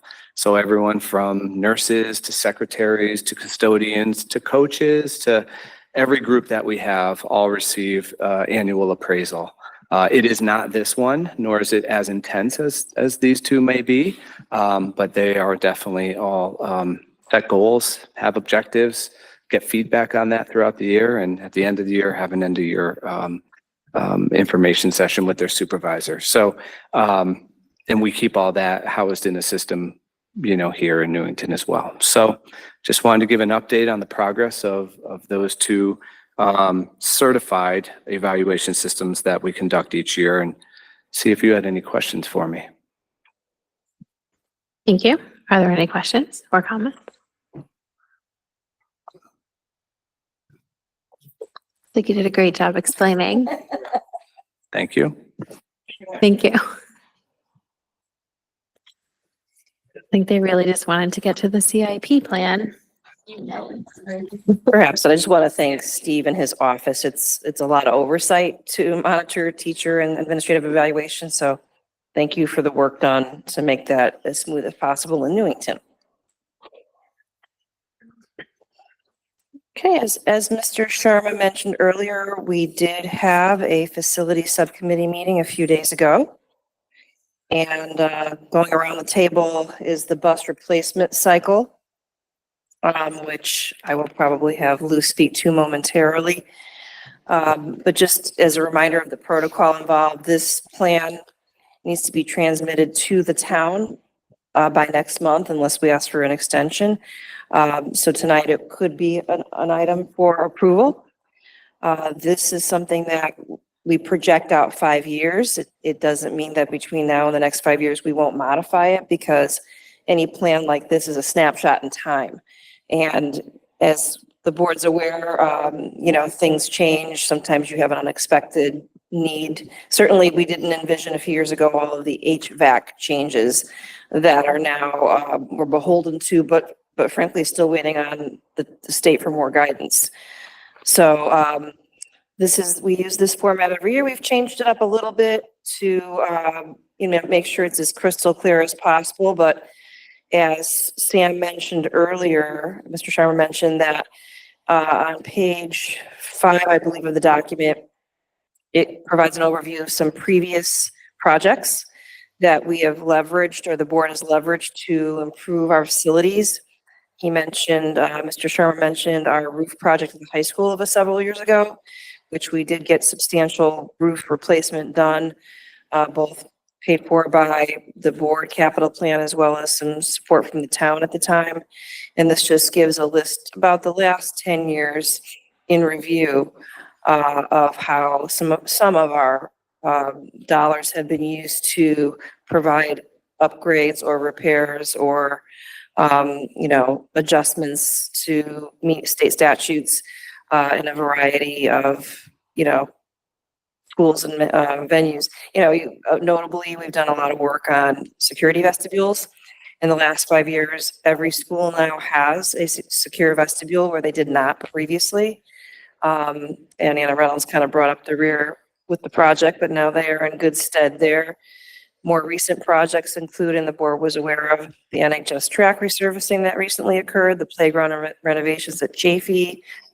We've done parking lots both at Wallace and at John Patterson and at the high school. So those are all, making some good improvements to safety and traffic flow. So I won't read all of this, but this just gives you an overview of how those monies have been spent previously. I will turn it says page 6 on my screen, but it's actually page 5 of the document, to Lou to explain the CIP fund and also some of the changes we are still working on relative to the MOU discussion that occurred last night at the town. So Lou, if you wouldn't mind kind of going through with the board what this represents. Good evening, everyone. Okay. On page 5 is the historical actual summarization of funds that have gone into the board CIP account, for each of the last 5 years, as well as the tentative forecast for 5 years going forward. In the 5 years in the past, which is on the lower half of the page, 2 cells are shaded in yellow. That's just to indicate that that number presented is $400,000 less than what was actually received. Because we were over the cap in the fund, we had to turn back money to the town general fund in 22-23, and last year in 2024, those dollars went to the non-lapsing fund. So we did have the benefit for the last few months of last fiscal year, having the MOU in place to facilitate getting money to the non-lapsing fund. That has expired effective September 1st, and there is no replacement arrangement in place as of yet. So everything reverts back to the way it was before. The key issue for the board CIP account at this time is the revenue levels that are going through the fund. Right this year for 24-25, I anticipate will be between 1.6 and $1.7 million of receipts for the year. This is driven, mostly by the open choice program and the reimbursements we get from Hartford for all the special ed services we provide to those students. So as our program has expanded with open choice over the years, so has our revenue base that has come into us. There's been no change in the cap in the fund since that time. So now the one check we get from open choice sometime in the April to June time window each year, all by itself will put us over the cap. And we have to take actions that need specific town approval in order to try to ensure funds will go strictly for the benefit of the board rather than reverting back to the general fund because of the language of the ordinance. Okay. In the other aspect of the activities of the committee, this document for the board CIP fund is necessary to then be passed along to the town, so that becomes part of their budget book overall for the community. So whatever final package is sanctioned by the board is given to the town, and for the most part that will go through and be built into the town's budget, but they do have the right to change it as the fiscal authority if they see fit to do that. Okay. They have not done that for quite some time, but it is part of the purview of the way the fund is structured under the direction of the town. Okay. On page 6, which is another important aspect. If I could just pop in on one more issue, the MOU Okay. that the board has seen was considered last night by the town council. Originally, there was movement toward an ordinance change that did not get promoted by the town council. They felt like that was something that was too permanent. Last night, we presented a plan which would make it a more open-ended MOU that would not have to be renewed every year for a variety of reasons, one of which is that our capital projects often expand more than one fiscal year. And the worry would be kind of mid-project and you'd have to restart or have, a funding issue. But the town last night felt strongly that it should have a 1-year time frame, but expressed the desire, if we ever had a project that was sort of caught in limbo, that they would consider renewing it early to expand that time frame. So we were asked last evening to revise it again and resubmit it with a September 1 of 2025 expiration date. So we'll be meeting with the town manager and the town finance director to kind of button that up, but I think it's close to resolved. I just wanted to make sure the board knew that that was still in progress. I just have a question. What's the hesitation for making it open-ended or even doing the ordinance change? Because I was unable to listen to the meeting on Tuesday night, but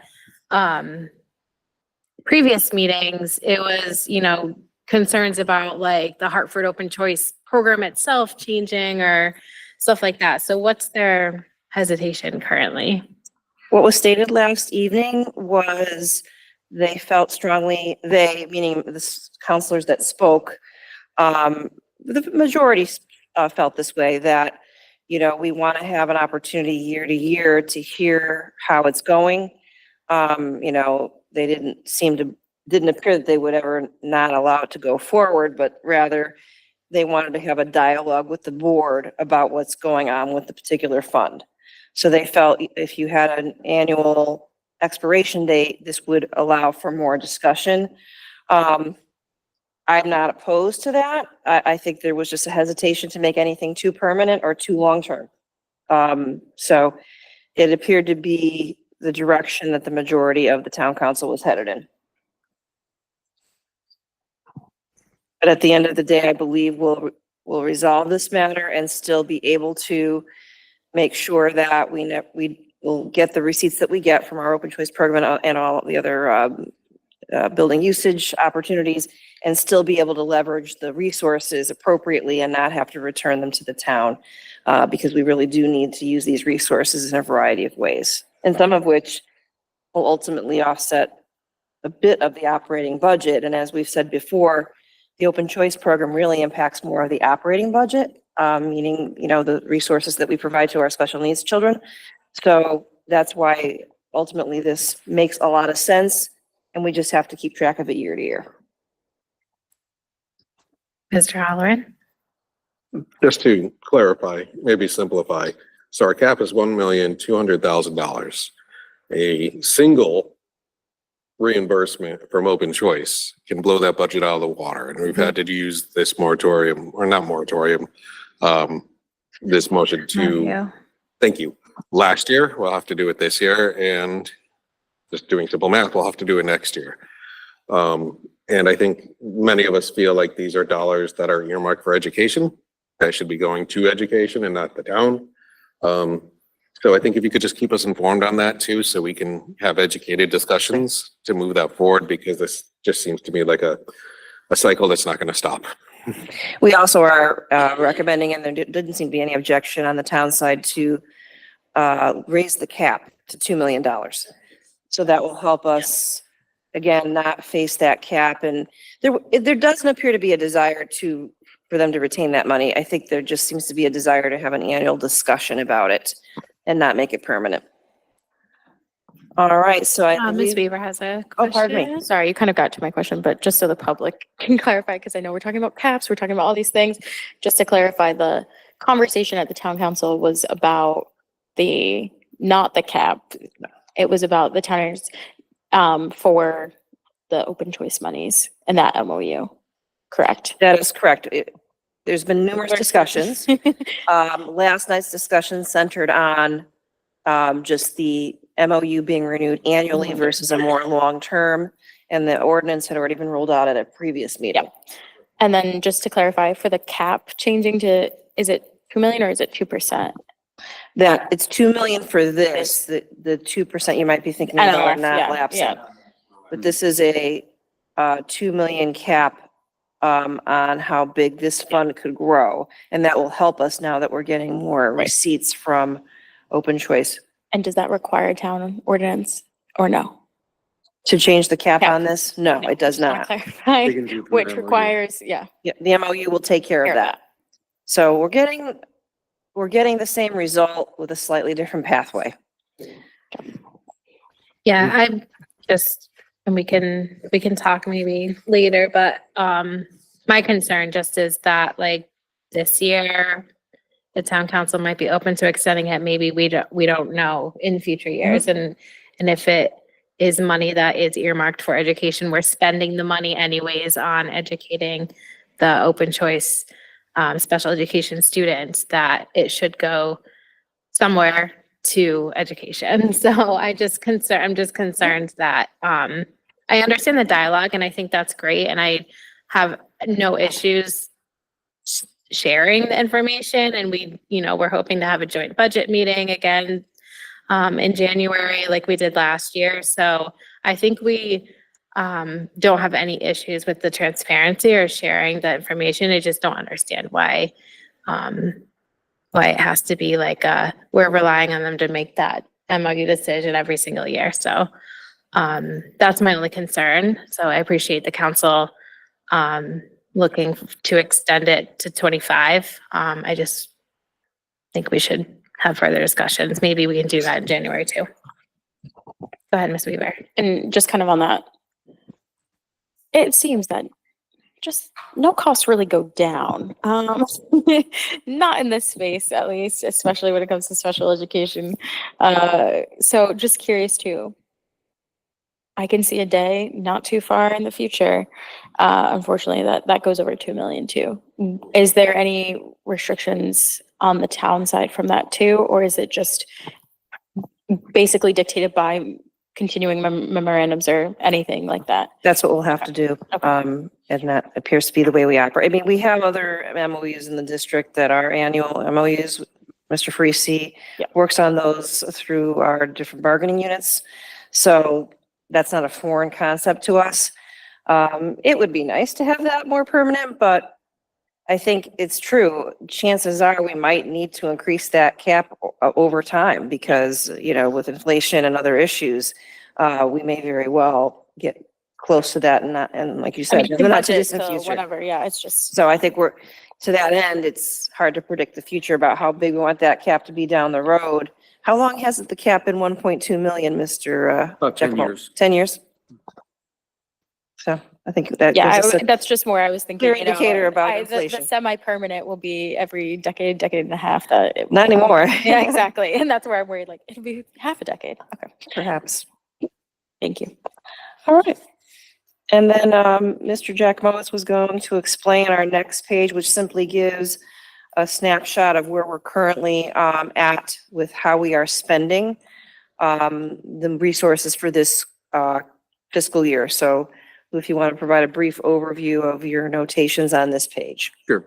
Okay. So on the left-hand column is the original plan that was submitted a year ago, approved by the board, went to the town council as part of the adopted budget book. The right-hand side is where things are at today for this year. So some of the things have moved because projects have gotten completed. You know, we were able to get all the paving work we had planned for by the end of last fiscal year. So those $50,000 are freed up to be redirected to another purpose. In addition, you know, we've identified the number one requirement in the HVAC area as starting to replace the rooftop units over at Martin Kellogg that are in the main part of the building. You know, these units are 40 years plus old, and the type of refrigerant that they use is one that we need to phase out of the operation because they've been, you know, restricted future use by the EPA. So this reshaped plan still has to work within our $1.2 million cap at this point, because realistically, we're never going to have more than $1.2 million available at any point in time in the fund. So we're really down to 4 significant initiatives this year. The first one being the $750,000 for technology purchases, which, you know, replacement of all the Chromebooks, you know, in their cycle over a 4-year renewal scheme. There's $60,000 set aside for any variety of security initiatives that Mike Morgan wants to bring forward or that emerge as a critical issue to the district. We have $72,000 to replace a vehicle that's in our maintenance fleet at this time. And the $290,000 is hopefully enough to do one of the 3 units that is on the roof at Martin Kellogg. So we've got that multiple years backed up for money. We're hoping to start saving some money toward bathroom renovations in the classroom wing at Martin Kellogg, but will all depend on how the HVAC equipment bid goes and, you know, how much is left or what we can or can't fit in. So that's just an update. This does not need any action. It can just be done by the administration and moving forward, you know, as directed by the superintendent. The next page is the 5 years of the future budgets, and it's very simple. It's the basic budget we put together right now. These are the most prevalent areas of need year after year in the district, and things will change. Like last year, we spent closer to $250,000 on playground repairs around the district. This year, we really don't have any significant needs that have to happen this year. So things will be up and down this year. But what will be consistently growing is the HVAC equipment. When we had air conditioning start in the district starting in 1998, as we got all that equipment deployed through the whole school district, some of those are now coming up at their end of life, it's 25 years since that point. So over the next few years, we're going to start seeing a need to replace more and more units just because it's now part of the routine cycle. So that'll need to be addressed on a long-term basis. Of what HVAC equipment we have today, somewhere around 35 of the units have a refrigerant product called R22, and that is, no longer approved for future use. So part of our revitalization plan has to address removing those. A lot of them are smaller units. There's maybe a half dozen big ones and a bunch of small ones, but it's still a decent chunk of money to do that. All the others are very straightforward. We put carpeting and painting in.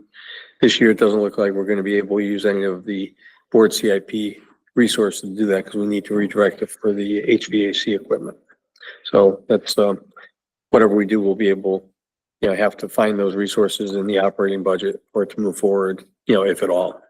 Is there a like a deadline for removing those or replacing those pieces of equipment? No, it's just, we can't put more Freon in of that type.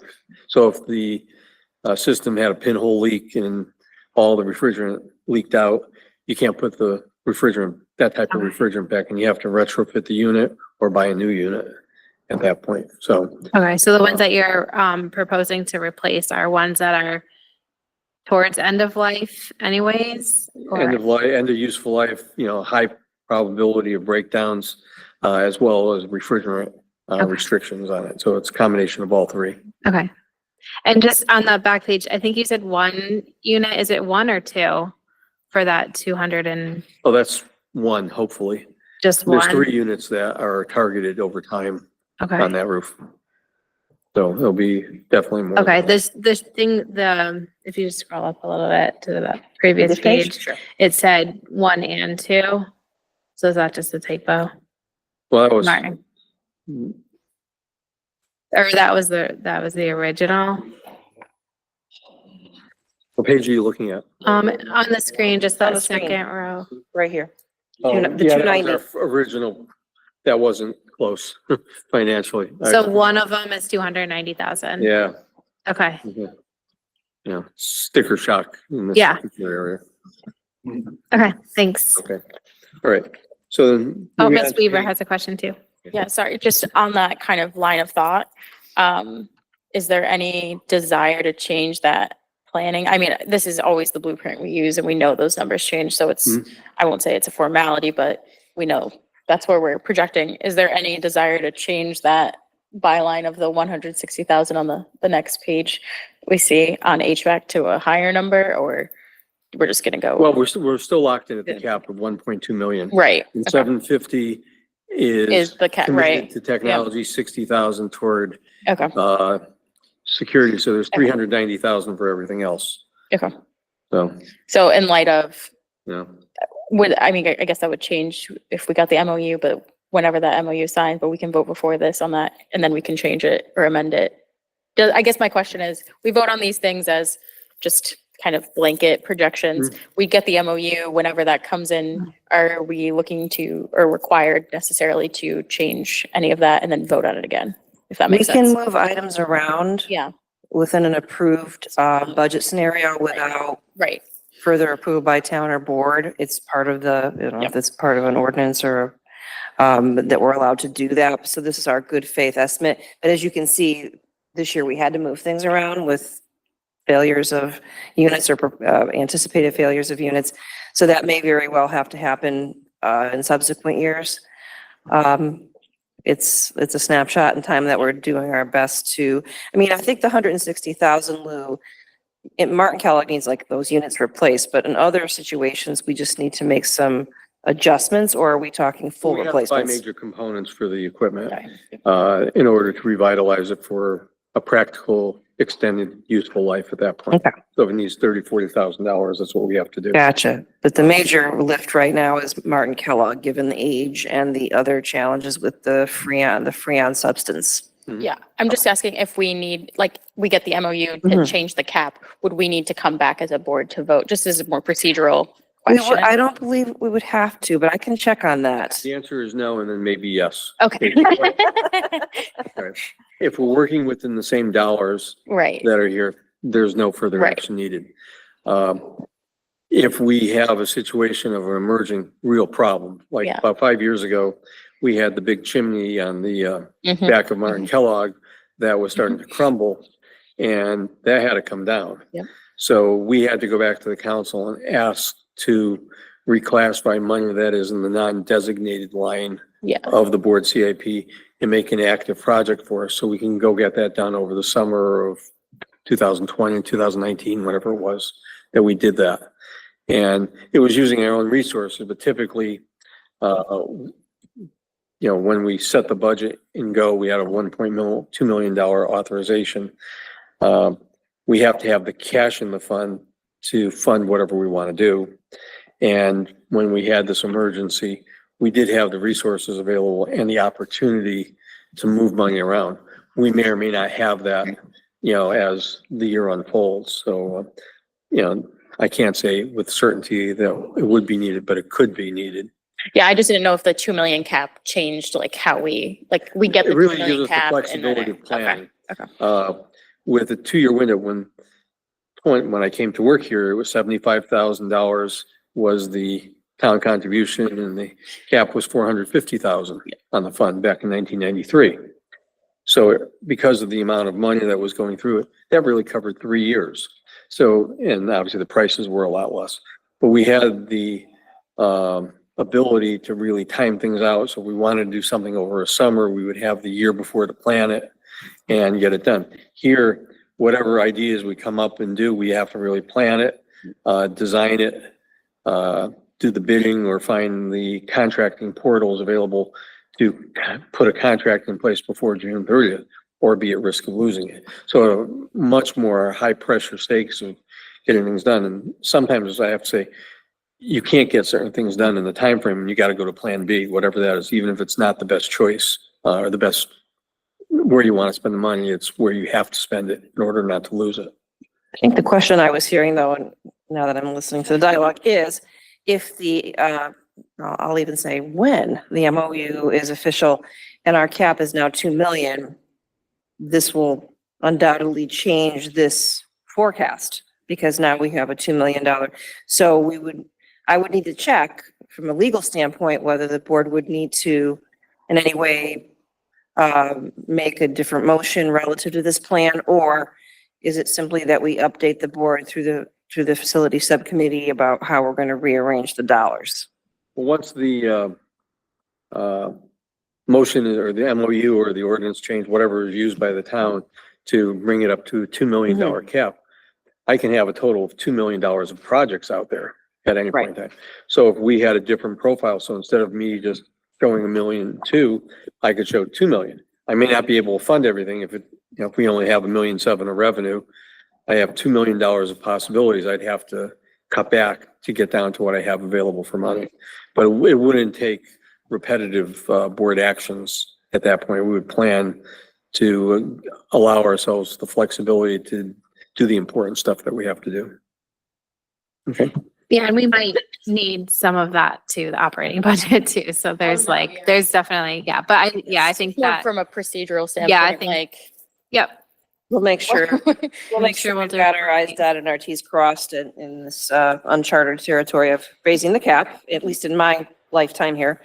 So thank you for that dialogue. No, shall we move on to the next? Yeah, I just thinking too, if the cap gets raised in an MOU and it's only a year long, and then they don't, that could also mess things up. So I guess, again, the temporary versus permanent changes, I think it's just something to consider and talk It is. about. We can certainly resurface that dialogue and how that will impact our planning. Yep. We can see where the road takes us. Yes. Thank you. Okay. Next page, which is page 8 of 9, is one of the most important ones as far as the totality of the board understanding the implications of funding that's here. You can see at the bottom of the page, there's a yellow bar going across, and the line right above it is the 11-year bus replacement cycle, which is $737,364. And then there's another line for supplemental funding called the bubble for an extra $400,000. So that's $1,137,000 at the cap. So I'd like to refer you now to the legal size colored document I handed out, which is the details of the bus calculation schedule for how we have to figure what the cost estimates we have to give the town. This was set up originally as a straight line, originally a 10-year funding period that was extended to 11 years. So in the grid on the left side, you'll see in a bunch of numbers, that's how many buses we have that were acquired in those certain years. And there are 76, significant student transportation vehicles in the fleet as of this point in time. You'll see in the middle, there's a column with notes and there's bubble 5 times it's there. If you look at the total number of vehicles just to the left of it, it's 8, 10, 9, 7, and 9. So over those 5 years, 45 of the 75 vehicles that are on the list are scheduled to be, funded for replacement. So in the columns just a little bit to the right, we have our replacement plan estimate, which came in at $8,111,000, which is nothing more than multiplying the cells on the grid by the price schedule in the lower right, which extrapolates to that. And then running that either 11 years, the same amount of funding every year at $737,000, or address the bubble because those vehicles, their number is up on the roulette wheel. And, having to accelerate the funding in the earlier years of the 11-year cycle. And then you can taper it back down because we have the lull where there's years where there's only a few vehicles that were acquired. Is that, everybody kind of got the concept of that? Okay. Now, with the bubble funding at the $1,137,000, everybody needs to understand there is zero money in our board CIP account for any student buses, and there's $0 in the town CIP account right now for school buses. So this is not an issue that can kind of be kicked down the road because you're coming in right at the highest point of financial need of 8 buses scheduled to retire next year and then 10. And if you don't have, there's no backup resource for being able to say, all right, we have $500,000 in the fund so we can pick up 4 buses with that. And, if funding is tight that's added this year, you can work around it. It's like you're starting exactly from zero for next year's funding in this. And there's nothing in this year's budget either for use in this regard. So these were, the decisions that were made last year to address the totality of all the budget needs for the board. But this one, there is no place to go here. I mean, other than we have to, make a determination, okay, we have to cancel things in the board CIP account and then start buying our own buses through that. Because we, outside of the technology and the security for $810,000, there's $390,000 there that if that has to be moved for buses, just because it is really the number one priority, you can probably get 2 big buses and 1 specialized vehicle with that money for next year. So the gravity of this, as far as just understanding that it's not an issue that we can defer any longer, it has to be addressed in some fashion as part of this year's budget. Okay. Basically $7 million, right? 8.1 for the whole fleet right now to buy a brand new one.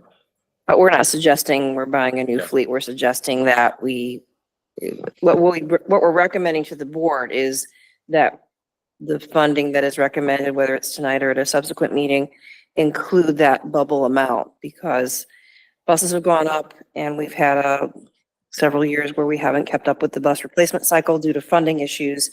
And we don't want to fall behind. And some of the board members have been part of previous discussions where our 11-year bus replacement cycle is on the very extreme end of where buses will be useful and not breaking down, safety issues. So any type of extension of that 11-year cycle has been discussed by the board previously, and they landed on, 11 years is about as far as we should push it. Right, because when they start with the bus inspections, they walk around with that metal spike and they go looking for bad spots on the undercarriage. And if there's a spot rotted out, your bus is taken out of service and you gotta repair it. And you have to think most of the inspectors for the school buses take it real serious because little kids are, the consequence of. We're no gray area. Nope. That's this. And 10 years has pretty much been the cutoff when they start really towing the line on inspections that are done for violations or defects that are there. And, we've had a very good history and we have a tradition of ensuring the buses are kept in good shape. But, if we're trying to keep 12 and 13 and 14-year vehicles as the primary vehicles in the fleet, it will become problematic. So. Ms. Weaver? And just to note too, I see on here that some of the larger buses, but some of them upwards of 30% increase, almost 31% increase over the 2 years in price. Yes. Is there any anticipation of that going down? No. Probably not. Okay.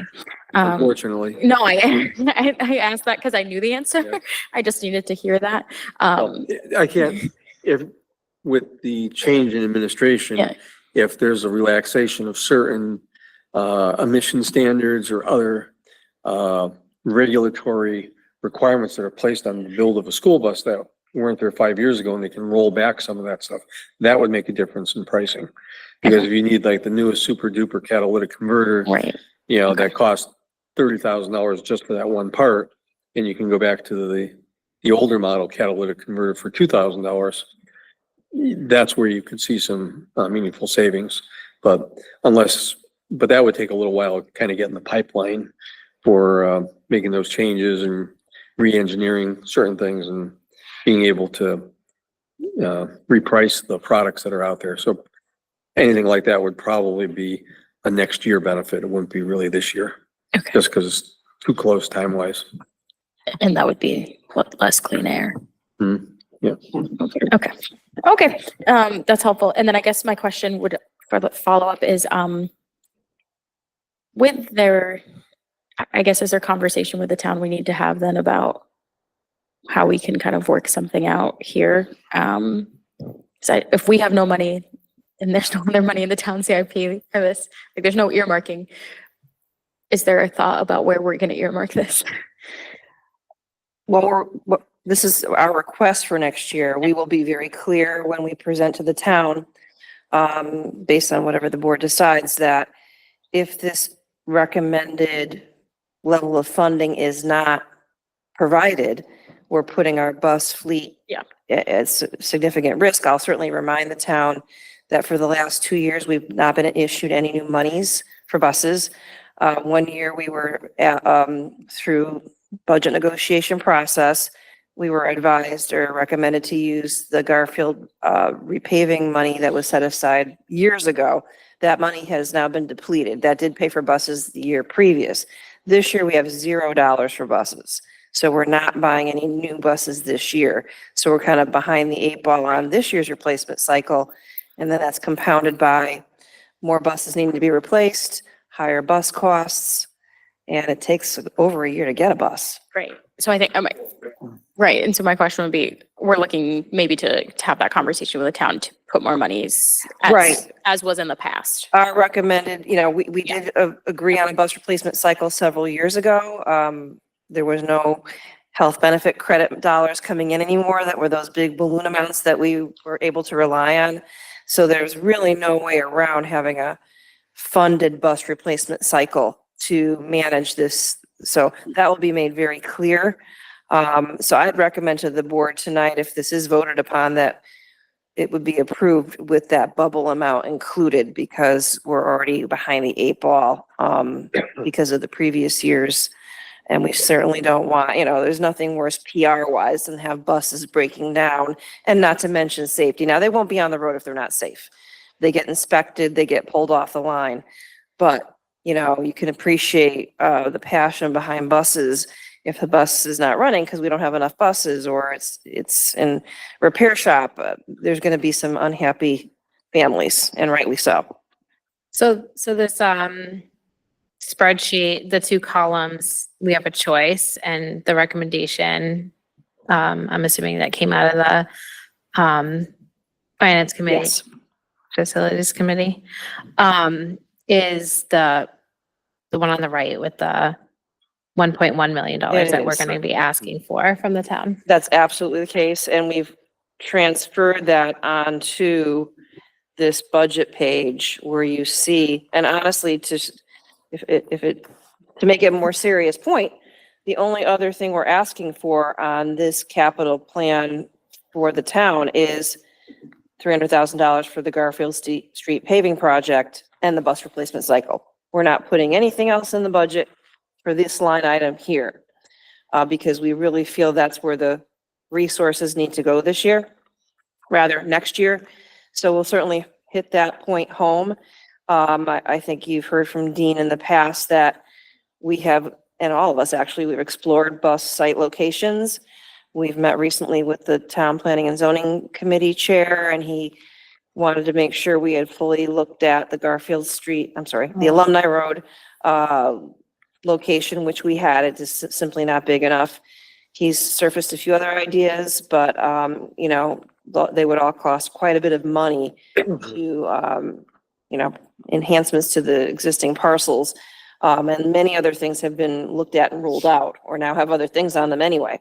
So meanwhile, our buses are suffering quite a bit of wear and tear. So we're going to put that $300,000 in. We're recommending that the board put the $300,000 in the Garfield Street paving project to keep that area good for the buses and also safe for the drivers. And Mr. Barnes, in that meeting that Dr. Brummett referenced, had said that they are constantly replacing undercarriage pieces of buses. So we're having to do more maintenance because it's not paved. So it's a safety issue. It's a, you know, maintenance issue. And we want to take good care of our buses again, because we have that 11-year cycle. So Protecting our investment. yeah, exactly. Okay. All right. So that is that page. And Do you have another Lou? question? Okay. All right. The next page is pretty simple. We really don't have any bonding projects that we're recommending for the board for the next year. Obviously, John Wallace is well underway. Anna Reynolds is finished. Martin Kellogg is way out in the future, probably 2029, 2030. We would like to keep our eye on the possibility of our turf, having our alumni field turf up to the kind of our counterparts in neighboring communities that have turf. I think it would be an important thing to think about, but just to be clear, we're not recommending that for next year. We just want it to be on the board's dashboard or vision down the road as a possibility. And we did, an estimate was provided when we redid the track a few years ago, and Lou just simply added a bit in there for inflationary considerations, but really something that we just don't want to lose sight of, because most of our neighbors who are sporting districts have a turf field. So that, I believe, concludes the capital plan. So in short, the board would be considering approval tonight of this proposed page 8 of 9. That's the big ticket right there of having the bus replacement cycle with the bubble. As well as our projections for 2025 forward for 5 years, knowing that there are snapshot in time and projections and things could change, including the impact of the MOU. So everything else in the book is more of a review of previous years and current status. So I'll turn it back over to board chair. Thank you. Are there any questions or comments on this?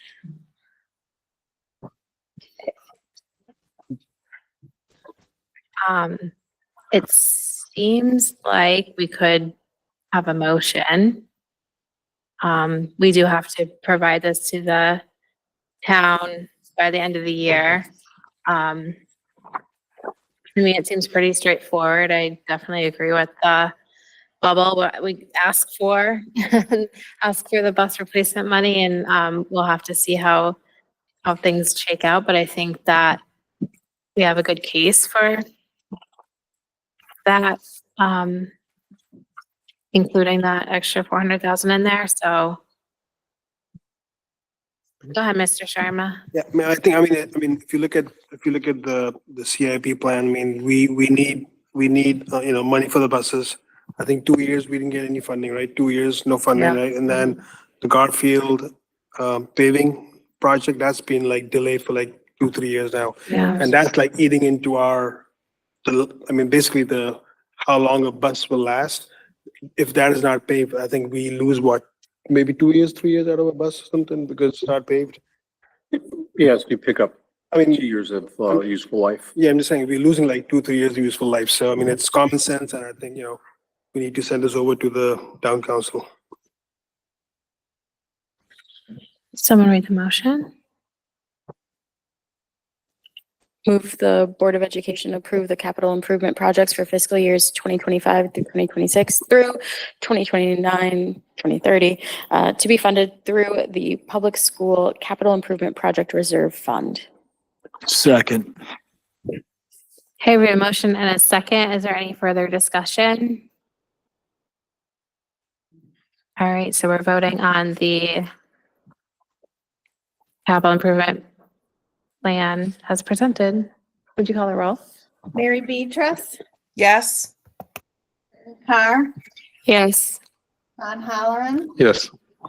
Anthony Neely, Yes. Timothy Yes. Friday, Yes. Sam Sharma, Yes. Jessica Weaver, Yes. passed unanimously. I think it was 8-0. We have one absent. All right. Thank you. Board policies.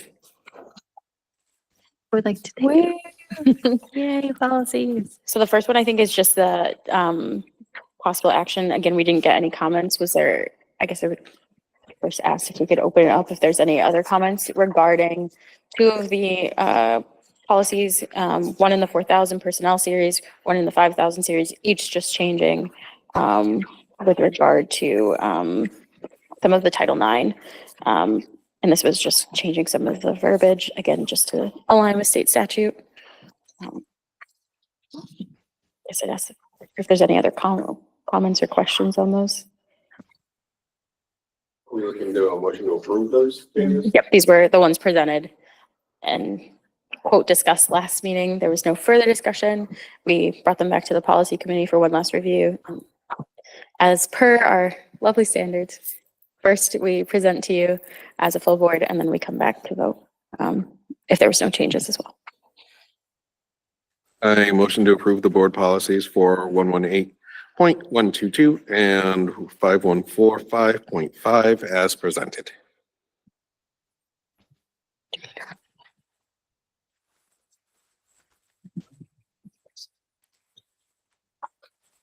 I think they have to be a separate motion. They have to be in separate motions. So, Yeah, I think you're ready.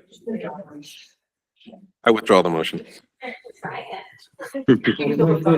Yeah, it's on the screen. Yes. All right, I move to approve the board policy for 118.122 as presented.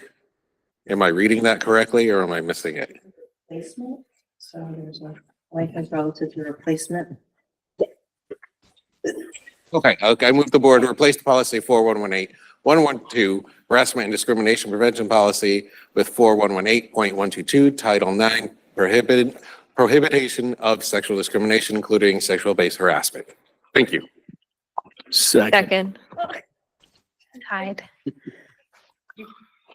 All right, we have a motion finally and a second. Is there any discussion on this policy replacement? Okay, let's vote on it. Deb? Mary Beatrice, Yes. Brittany Carr, Yes. Sean Halloran. Yes. Anthony Mailing. Yes. Timothy Newton. Yes. Amy Friday. Yes. Sam Sharma. Yes. Jessica Weaver. Yes. Motion passed unanimously 8-0. Thank you. We have another motion. I'll make the motion, and this is in regards to the 5,000 series with students. So the motion, move the board replace policies 5145.5 sexual harassment and 5145.44 Title IX with policy 5145.5 Title IX prohibition of sex discrimination, including sex-based harassment students. Second. Thank you. A motion and a second. Is there any discussion? All right, we're voting on replacing those two policies with the new one. Doug?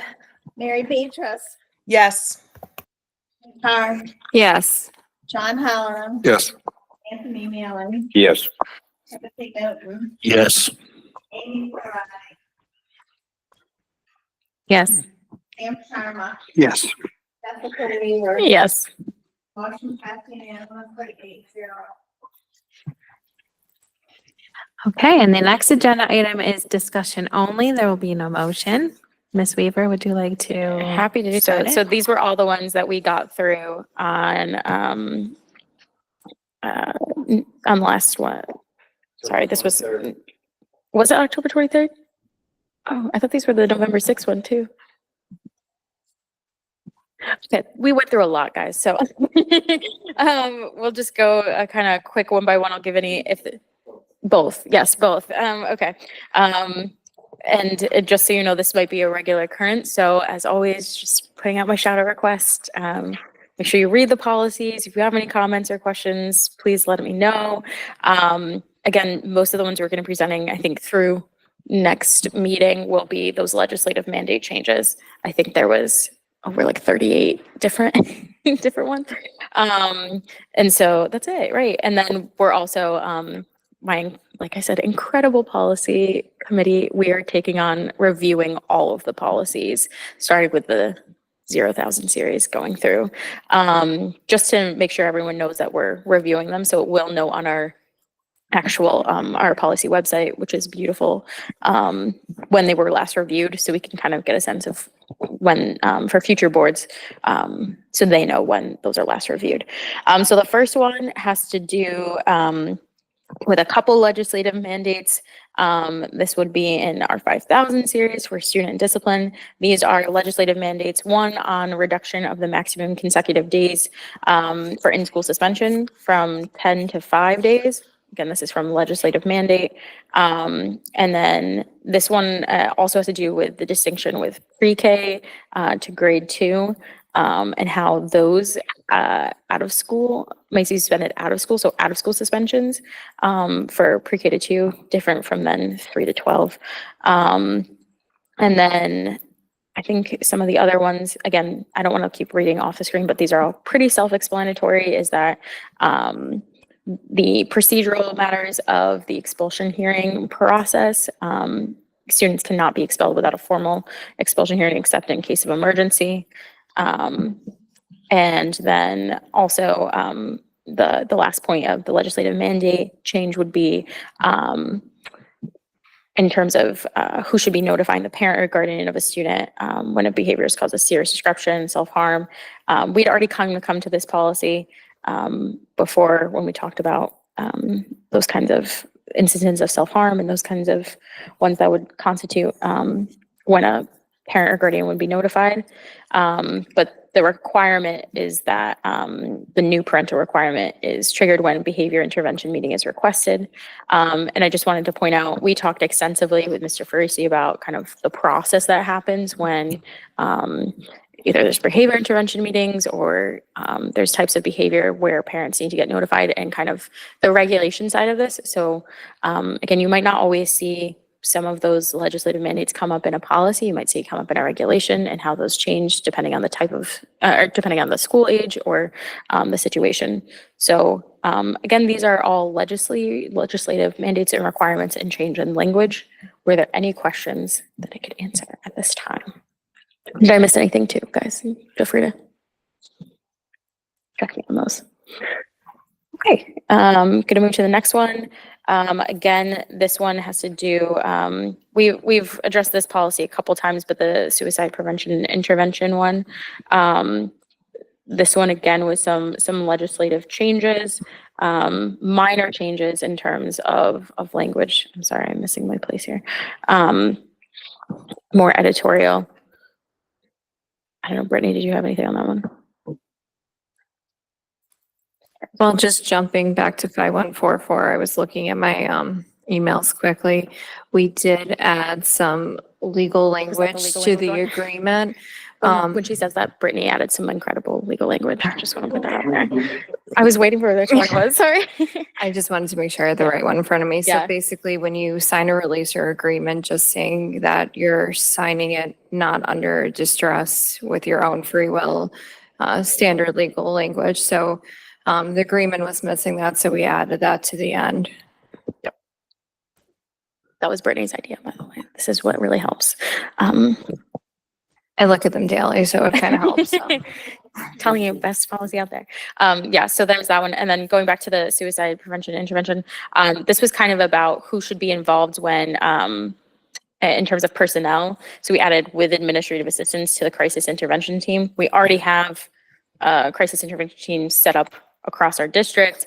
They all have procedures in place and know how to respond to them. But this is also knowing, it was asking for administrators to either contact the family or be a part of that contact. That's already been common practice. So again, a lot of these will be codifying existing practice based on a legislative mandate, but was already being done in our district. So it was just a requirement to have that administrative oversight when it comes to crisis intervention teams being called in. Any questions? Next one, our 6,000 series. This was changes in graduation requirements, addressing a couple things, physical education, financial literacy, and FAFSA. So they've changed a little bit in terms of both FAFSA and I think financial literacy are getting a little bit delayed, or how you want to, I'm sorry, FAFSA is getting delayed. Financial literacy can now be, or can now count for more than just STEM, it's also humanities. And so in terms of what the credits actually count for, and I'm blanking on the physical education one. I think that was the 0.5 credit. Mm-hmm. Yeah. Okay. What was the 0.5 credit?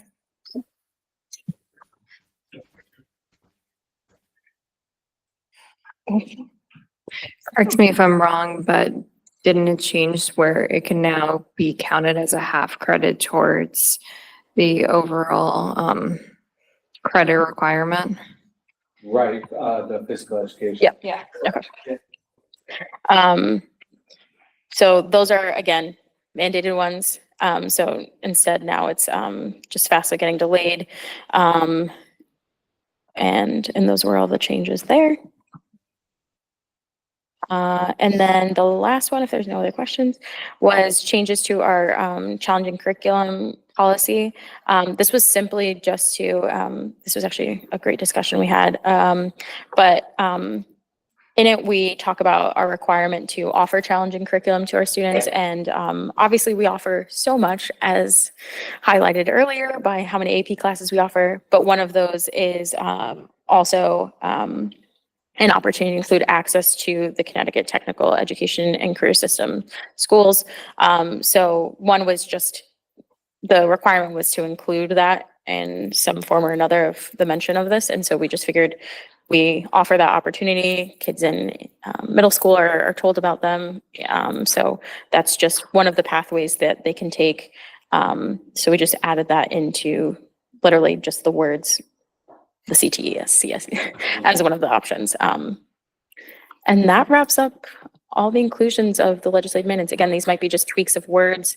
Again, we replaced some policies just to be more modernized, but doesn't change any of the substance. And yeah, we're happy and open for any conversation. Our next policy meeting is next Wednesday, November 20th at 7 p.m., where we was discussing more policies and more legislative mandates. But happy to discuss any of those as well. And again, as always, my inbox is open. Otherwise, we'll bring these to the next December meeting. Thank you. Thank you, Policy Committee. A lot of work. All right, our next agenda item is an update on the Health Benefit Fund.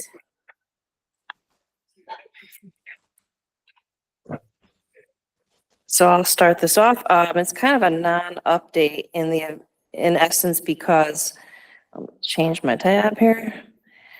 Right now, at the end of the fiscal year, we get final word as to whether there was a health benefit credit to the board once the dust settles with all health claims and all health expenses.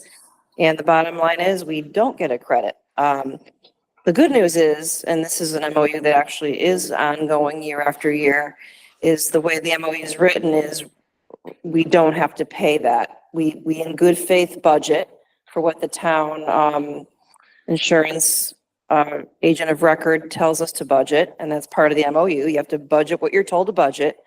And then if we end up budgeting too high, we do get to keep the residual credit once the dust settles. But if we budget too low, then the town does need to absorb the difference there. So that negative $407,010 is something that the town has to absorb through their resources. So it's just really an FYI for the board.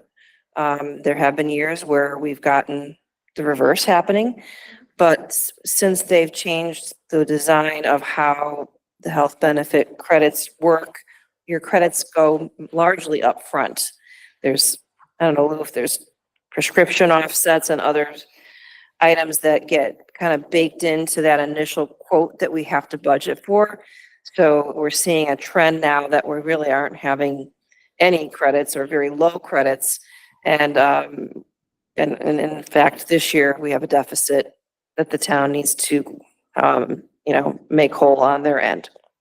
So that's. And can you just, do you know, Lou, it's not like we're gonna be penalized like next budget season, like, oh, you caused us to spend 400,000. Like, don't they have a No. fund Correct. elsewhere? Right, there's medical insurance liability reserve on their books, and they budget for the risk associated with running a partially self-insured pool. So in order to get the savings on the premium taxes they don't have to pay, and eliminating some middleman costs, there's an inherent risk in running a plan of that type.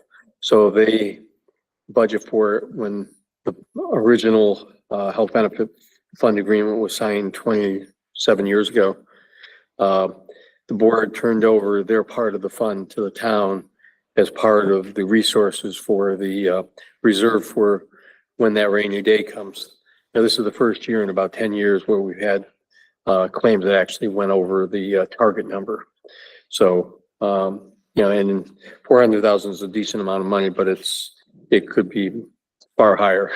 So it's, not catastrophic, and, the town is well reserved for this potential risk. And right now the plan is going okay so far this year. So, nothing, no big positives, big negatives at this point. Yep, and that's kind of memorialized in the memo that Janet Murphy sent my office back in October saying, just FYI, there's no credit and nothing more needs to happen.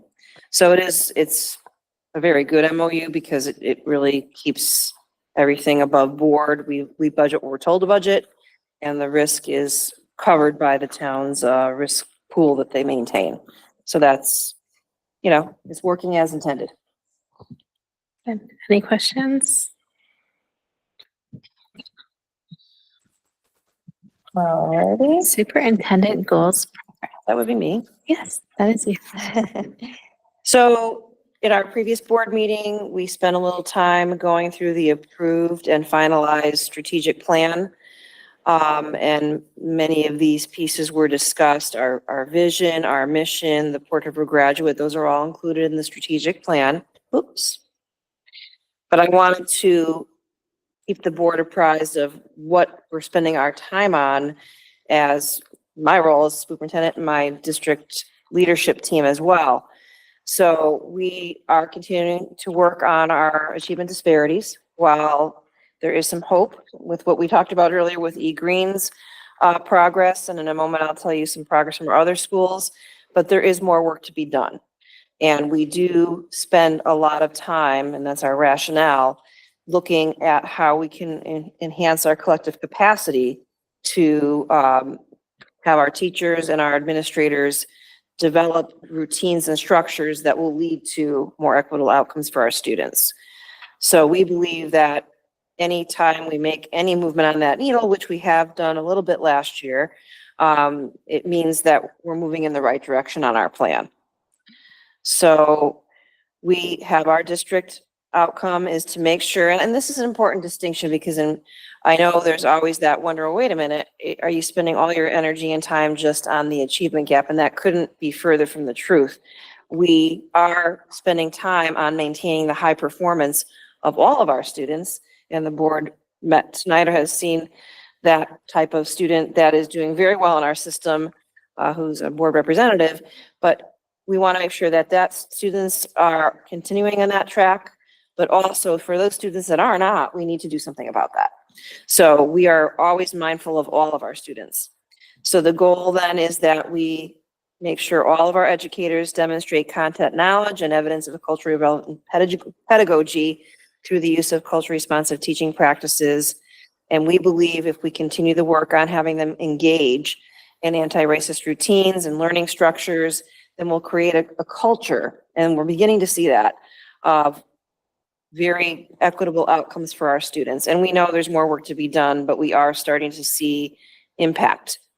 So DELT, which is the District Equity Leadership Team that I sit on along with Mr. Farisi, Ms. Freeman, Mrs. Lawrence, Dr. Hairston, and Marlena Giulioso, our Special Ed Director.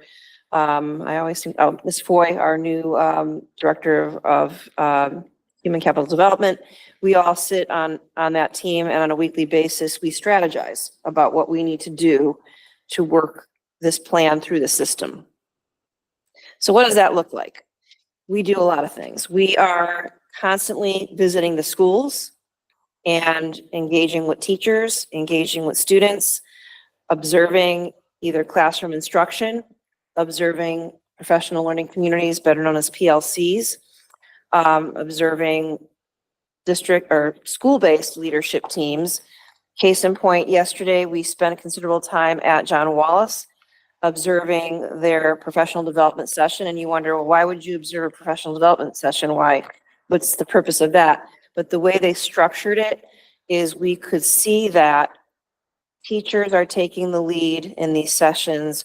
We see that teachers who are part of the audience are engaging in the work, and people are actually starting to reflect on their practice. And we saw that throughout our several hours of observations yesterday at John Wallace.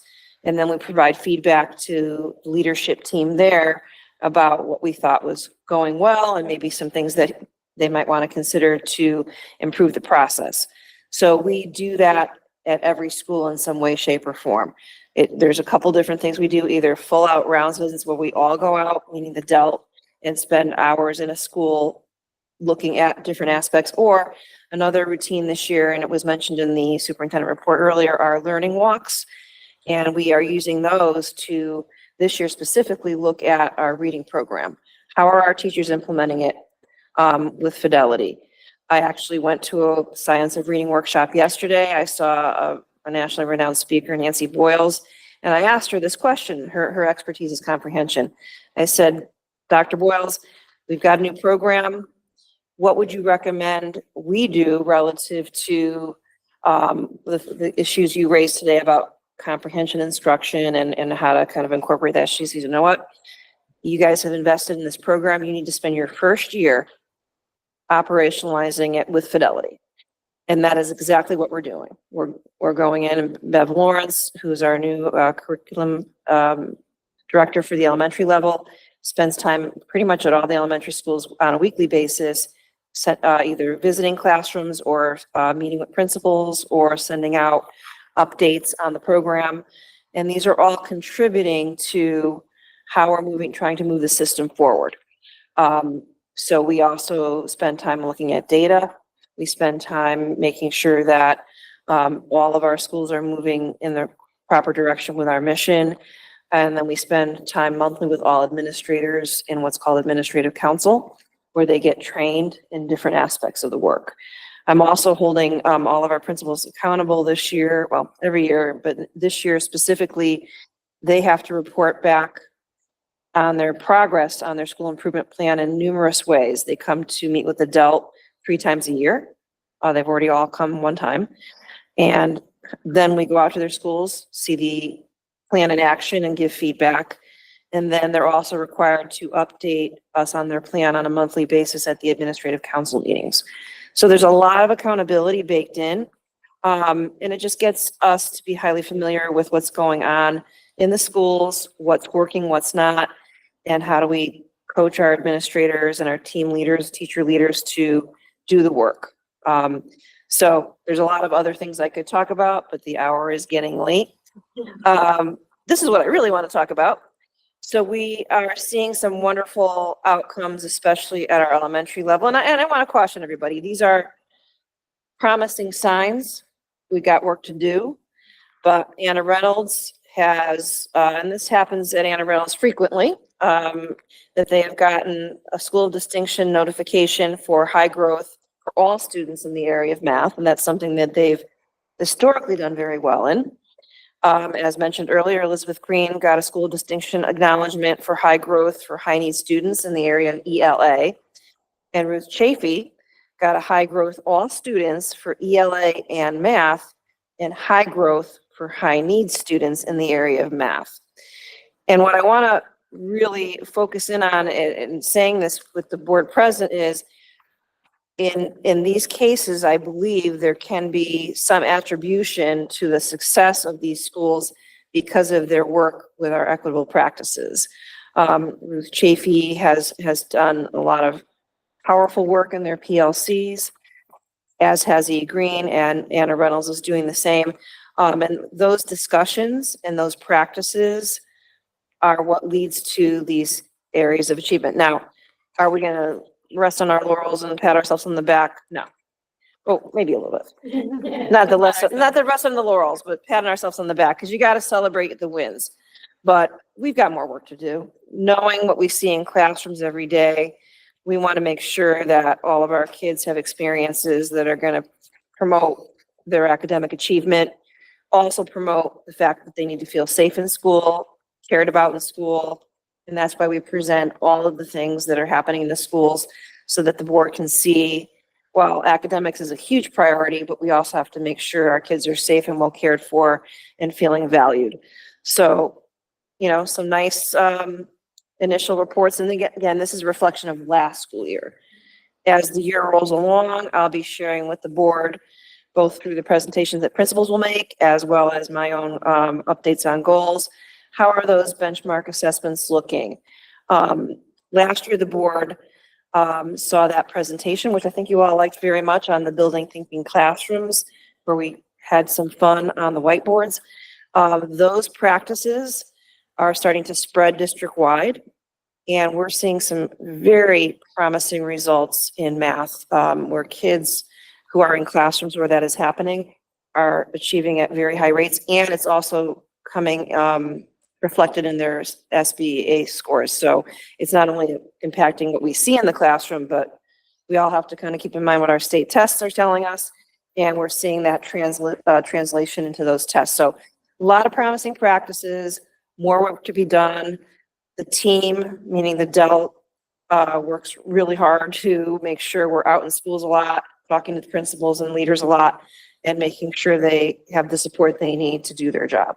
So that's my progress report for tonight. More to come, of course, but at least we've gotten some nice feedback from the state on these areas, and hopefully we'll get more as the year progresses. And that would end my progress report to date. Thank you. Are there any comments or questions for Dr. Brummett? Ms. Weaver? Just want to say congrats. It's amazing. And I'm just curious too, like, compared to like maybe our DIRG or others, like how many are also seeing that maybe not doing as extensive as work as we are. Again, I'm not always familiar with the the distinction criterion for that, but I think it's one that should be spelled out, how extensive that kind of valor is when it comes to that. Because I know they're not always doing it. I know Anna Reynolds is always doing it, but it's not an easy feat, these ones. No, it's not. I mean, you really have to show meaningful growth relative to your current situation. I believe I read that about 160 elementary schools in the whole state got some form of schools of distinction. Not everyone in our DIRG did. I could do a deeper dive into that to make sure that the board, but not everyone in our DIRG got schools of distinction notifications. Some did. But I think, you know, we need to keep our eye on that and really always, we need to do a better job of getting our kids doing better on our state testing. Again, as our diversity increases, we've got to get our practices to go along with that. And that's the work we're in the middle of right now. But, you know, as we go around, we are seeing some much different discussions and much different comments from our teachers. I think we heard earlier from a teacher that is deep in the work in her school, which happens to be Anna Reynolds. So that is. Ms. Beatrice? Thanks. Just a quick comment. You know, we've talked a lot in my time on the board in the last year about how these initiatives work and just how incredibly proud we are of you, your team, and of course our you know, school teachers and support staff, principals. The plan in place is working, and it is just so wonderful to see that actually we're starting to really get some positive feedback with you know, almost half of the schools in our district. So keep up the good work. Thank you so much. It really is starting to pay dividends, and for that you should be proud. Proud of my schools. Yes, my team. Okay, any other? All right, we're back to public participation on any matter related to board responsibilities.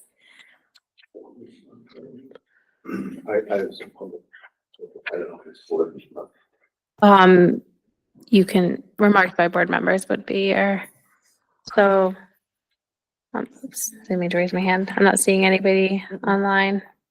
Okay, so now remarks by board members. Go ahead. I'm not gonna keep you long. I got school buses and policies running through my head right now. Sorry. But I just wanted to, I didn't know if I should do it as a board member. I was attacked as a board member by 2 councilmen. So I figured maybe I should tell it from here. I could tell it from there. But I just wanted, just a couple things, a couple bullet points. The last meeting before summer when the 2 councilmen came in here and read their manifestos or whatever they called them. I don't know, but they were basically smears against me. And I don't know if they thought that they were going to run me out of here. I'm an elected member of the board. So that wasn't going to happen. I just want to say this. The only opinions that are very important to me are God's and my family's. And I think the only reason why they came here is because when I went to make my remarks as a citizen to the town council regarding the LGBTQA committee, I did mention I was a board member. I wasn't representing the board. Matter of fact, when I was walking out of the house, my wife said to me, "Are you going to tell me you're on a board of education?" I said, "No, no. Why would I do that?" She goes, "Well, your whole life has been about service, and you're a public servant, so why not?" That's where. So, anyways, I said it wasn't representing the school board. Again, I could do a lot. I wrote some stuff and then I threw it out because it's not worth it. But a couple of bullet points. Just trying to remember some of the stuff they said. I did read something from Gays Against Groomers. They are a legitimate group. They may be on the FBI terrorist watch list now. So am I. So is Tulsi Gabbard. I mean, it's not. It's a legitimate group, and they care about protecting children. My whole life has been about protecting those that can't protect themselves, mostly women and children. So I've been a police officer for 46 years. When I was a 21-year-old kid, I raised my hand and I swore to uphold the U.S. Constitution and the state constitution. And I've done that faithfully for 46 years. That's longer than either of those two councilmen have been alive. So for a good part of my career, I know there are differences in age. I don't know their ages, but I know they're not the same age. Some of them, they weren't alive at the beginning of my career, and then they were growing as small children, etc. for a good part of my career.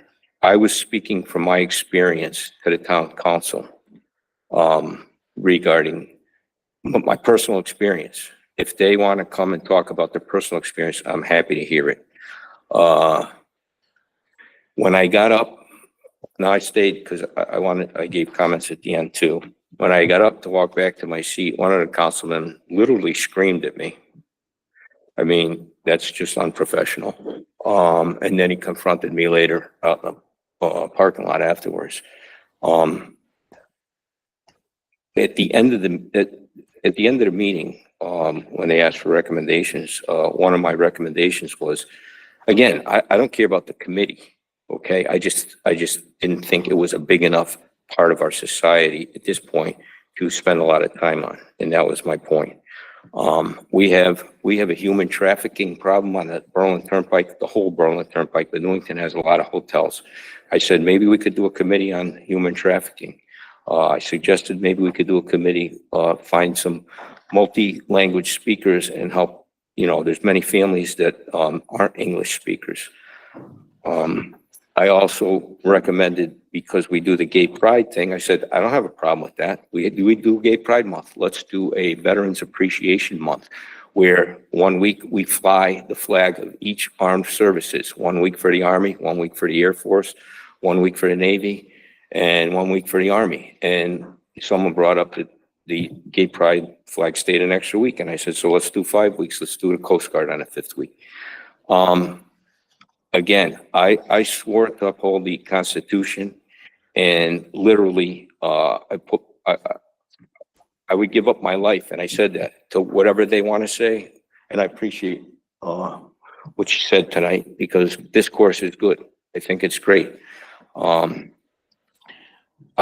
My children and my wife, many times, every day I walked out the door as a cop, they didn't know if I was coming back. My children many times said, Mom, how come Dad has to go to work on Thanksgiving at night, this and that? And Mom's answer was, because he's keeping us safe. And I have no problem with that. For 46 years I've done it. I'm continuing to do it. I don't think that, again, my profession and my career, I gave some of my experiences about it. And they were true experiences. I investigated hate crimes in the 80s and 90s, when literally men were standing, wise guy kids were standing outside of the bars and assaulting what they considered gay men and stuff. I did that. They can't say that that wasn't true, that I didn't do that. If they have actual things about what happened to them, that's great. I don't doubt that things happen still today. Anyways, I'm very proud of what I've done and what I continue to do. I'm very proud of our veterans and all the people who have fought for our freedoms and continue to fight for our freedoms. But law enforcement is the thin blue line here domestically. And we do stand between chaos and safety. I'm not trying to get on a soapbox here. I just wanted to point out those things that they didn't bring up. They didn't bring up all those things that I brought up, at the end and stuff. And I would give my life today for every single one of us, every single one of you, to say whatever you have to say. I don't care. I'm a lightning rod sometimes. That's okay. That's what our country is founded on. And I love everybody. And I also started my talk that day with, we are all children of God and God loves all of us. And I ended the talk on that. These are things that you didn't hear unless you listened. If you listen to the thing start to finish, that's fine. But I just wanted to, that's all. I don't have anything else to say. I just wanted to say that I appreciate everybody, but you can't smear me and my reputation without me answering it. That's all. Thank you. That's it. Thank you. Ms. Beatrice? First off, I'd like to thank you for your, very extensive career of service to the community. I think we all have recognition and respect of the hard work that our law enforcement officers do every day, and for that, I thank you. However, I think we're talking about two different things here. The reason we all serve on the Board of Ed is to work to protect and to educate and to support the students and the staff of our public schools. And that's all the students in our schools. It's all the staff in our schools. And our schools are made up of a diverse group of people. And when, we equate, things that have been published by a group that literally has been identified, as you mentioned, as part of a terrorist watch group, that's a real issue. We have to be really, really, really careful about supporting all of our kids, and that we don't want any of our kids to feel that they are not seen and that they are not heard and that the struggles that they deal with are not important and not valued. We talked a lot about mental health earlier today and recognizing our school psychologists. And we have members in our student community that are parts of some of these marginalized groups. And it is absolutely our moral obligation to provide support and do everything that we can to work for those students as well. So we don't get to pick and choose. We have to represent all of our students experiences. What they bring to their school experience matters. And when kids are felt that their views are not important or wrong just because of who they are, then we're not doing what we're supposed to do as members of this board. So equating a terrorist watch group or human trafficking with certain members of our school community is absolutely not okay. And so, as far as law enforcement and things that have happened, the violence that has happened to this community historically continues today, and we need to make sure that we are not contributing to that, but that we're actively working to prevent that by giving our students the tools that they need when they feel seen and heard so that they can be the best that they can be. Thank you, Mary. Thank you, Mary. Ms. Weaver? Yeah, I mean, I think we can kind of put this maybe to bed after this meeting with the back and forth, because I think we want to reserve board remarks for this. And I will just say, not everyone believes in God, and that's okay. We are multi-religious, multicultural one. I can say, I'm Protestant, but my best friend is Hindu. My other best friend is not, and is agnostic and atheist. So I just want to make that clear. There is still clear separation from church and state. And I also want to say, just for public, I support our queer youth. It's a big part of our community. And I know many people watch how our boards are and if they want to come to our district. And I know I talked to several parents who have come up from other states because they have been worried about their children in other states and have been incredibly happy being here and being welcome. So I just want to put that, and that kind of goes into my comment about the experience I had on last Monday. Just wanted to say thank you to Dr. Brummett and to Representative Jeff Curry. We had two different tours at the middle and the high school to talk about effective school solutions and what that means for wraparound mental health services. Actually, Rep. Curry talked about his time as a queer youth and what that meant and the help that this is providing for so many of our students. And I just want to say thank you for one, Dr. Brummett, and to our staff, Marlena, for putting this program into place very much hope that some folks Google it and learn more about this program. Not all districts have it, but this is a layer on top of our school counselors, of our social workers. And the comments were, and I do not exaggerate that, lives are been saved. This saved my life. And the extensiveness that has been done to work with families in our communities and how dedicated our families are to ensuring the mental health of our students, not only the transition from middle school to high school, but the transition from high school out, to see, I think, many kids that would have fallen through the cracks be lifted up. It was an incredibly moving day. So I just want to highlight that for our community, that this is really a reflection of the work, our SEL work that we've been doing. And now, like, credit bearing classes for coping skills in our high school is so huge. I think while he won't be serving next time, we'll have a new education chair, but he was very impressed, I think, with the work that's being done with the clinicians that are in our schools, one being an NHS alum, I found. So it really was an impressive thing. And I kind of want to just put that out there, that folks should really know the work that's being done in Newington Public Schools is far and above where we were 10 years ago, far and above many of the other schools, I think, in there. And man, I hope that every school has this someday, willing some funding, but it's what a village looks like. It is a full support wraparound system. I think all of us could use it at work, honestly, every day. But the involvement with outside providers, and then now also the potential with our school-based health center, just some of the things that are being done in our schools is incredible. So just wanted to soapbox that, because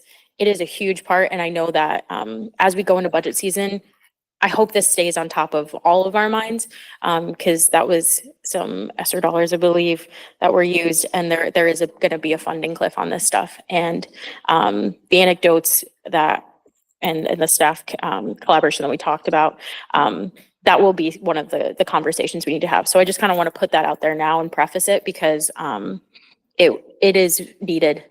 And it is some points life or death. So I just want to put that out there, not to be dramatic, but like the things and the stories we've heard on that day, and the tours from the clinicians and the staff, and the collaboration between the staff.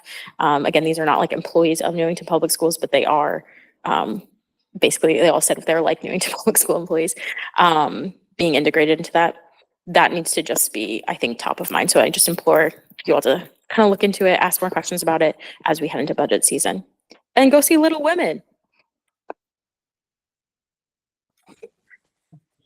Not to belabor the point, but when, just a reminder for all board members and council members and anyone who is elected, if you go to a public meeting and you state that you're on a board, then the assumption is that you're speaking on behalf of the board, and everybody is entitled to their own opinions and can say whatever they want at whatever appropriate time, but do so with your own name and not as a representative of the board. So it could get us in trouble. Just flat out reminder on that. And I do just want to reiterate that we are here to educate every single student in this town, and we support every single student in this town, regardless of how they identify or who's in their family or what they believe in. So that is a blanket statement, and that is our goal, mission, vision, is to provide education to every single student in this town, and those who come to us from other places or from Hartford. So I'll just leave it at that. So motion to adjourn.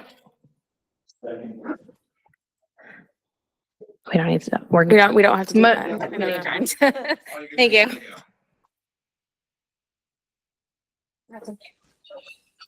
Thing.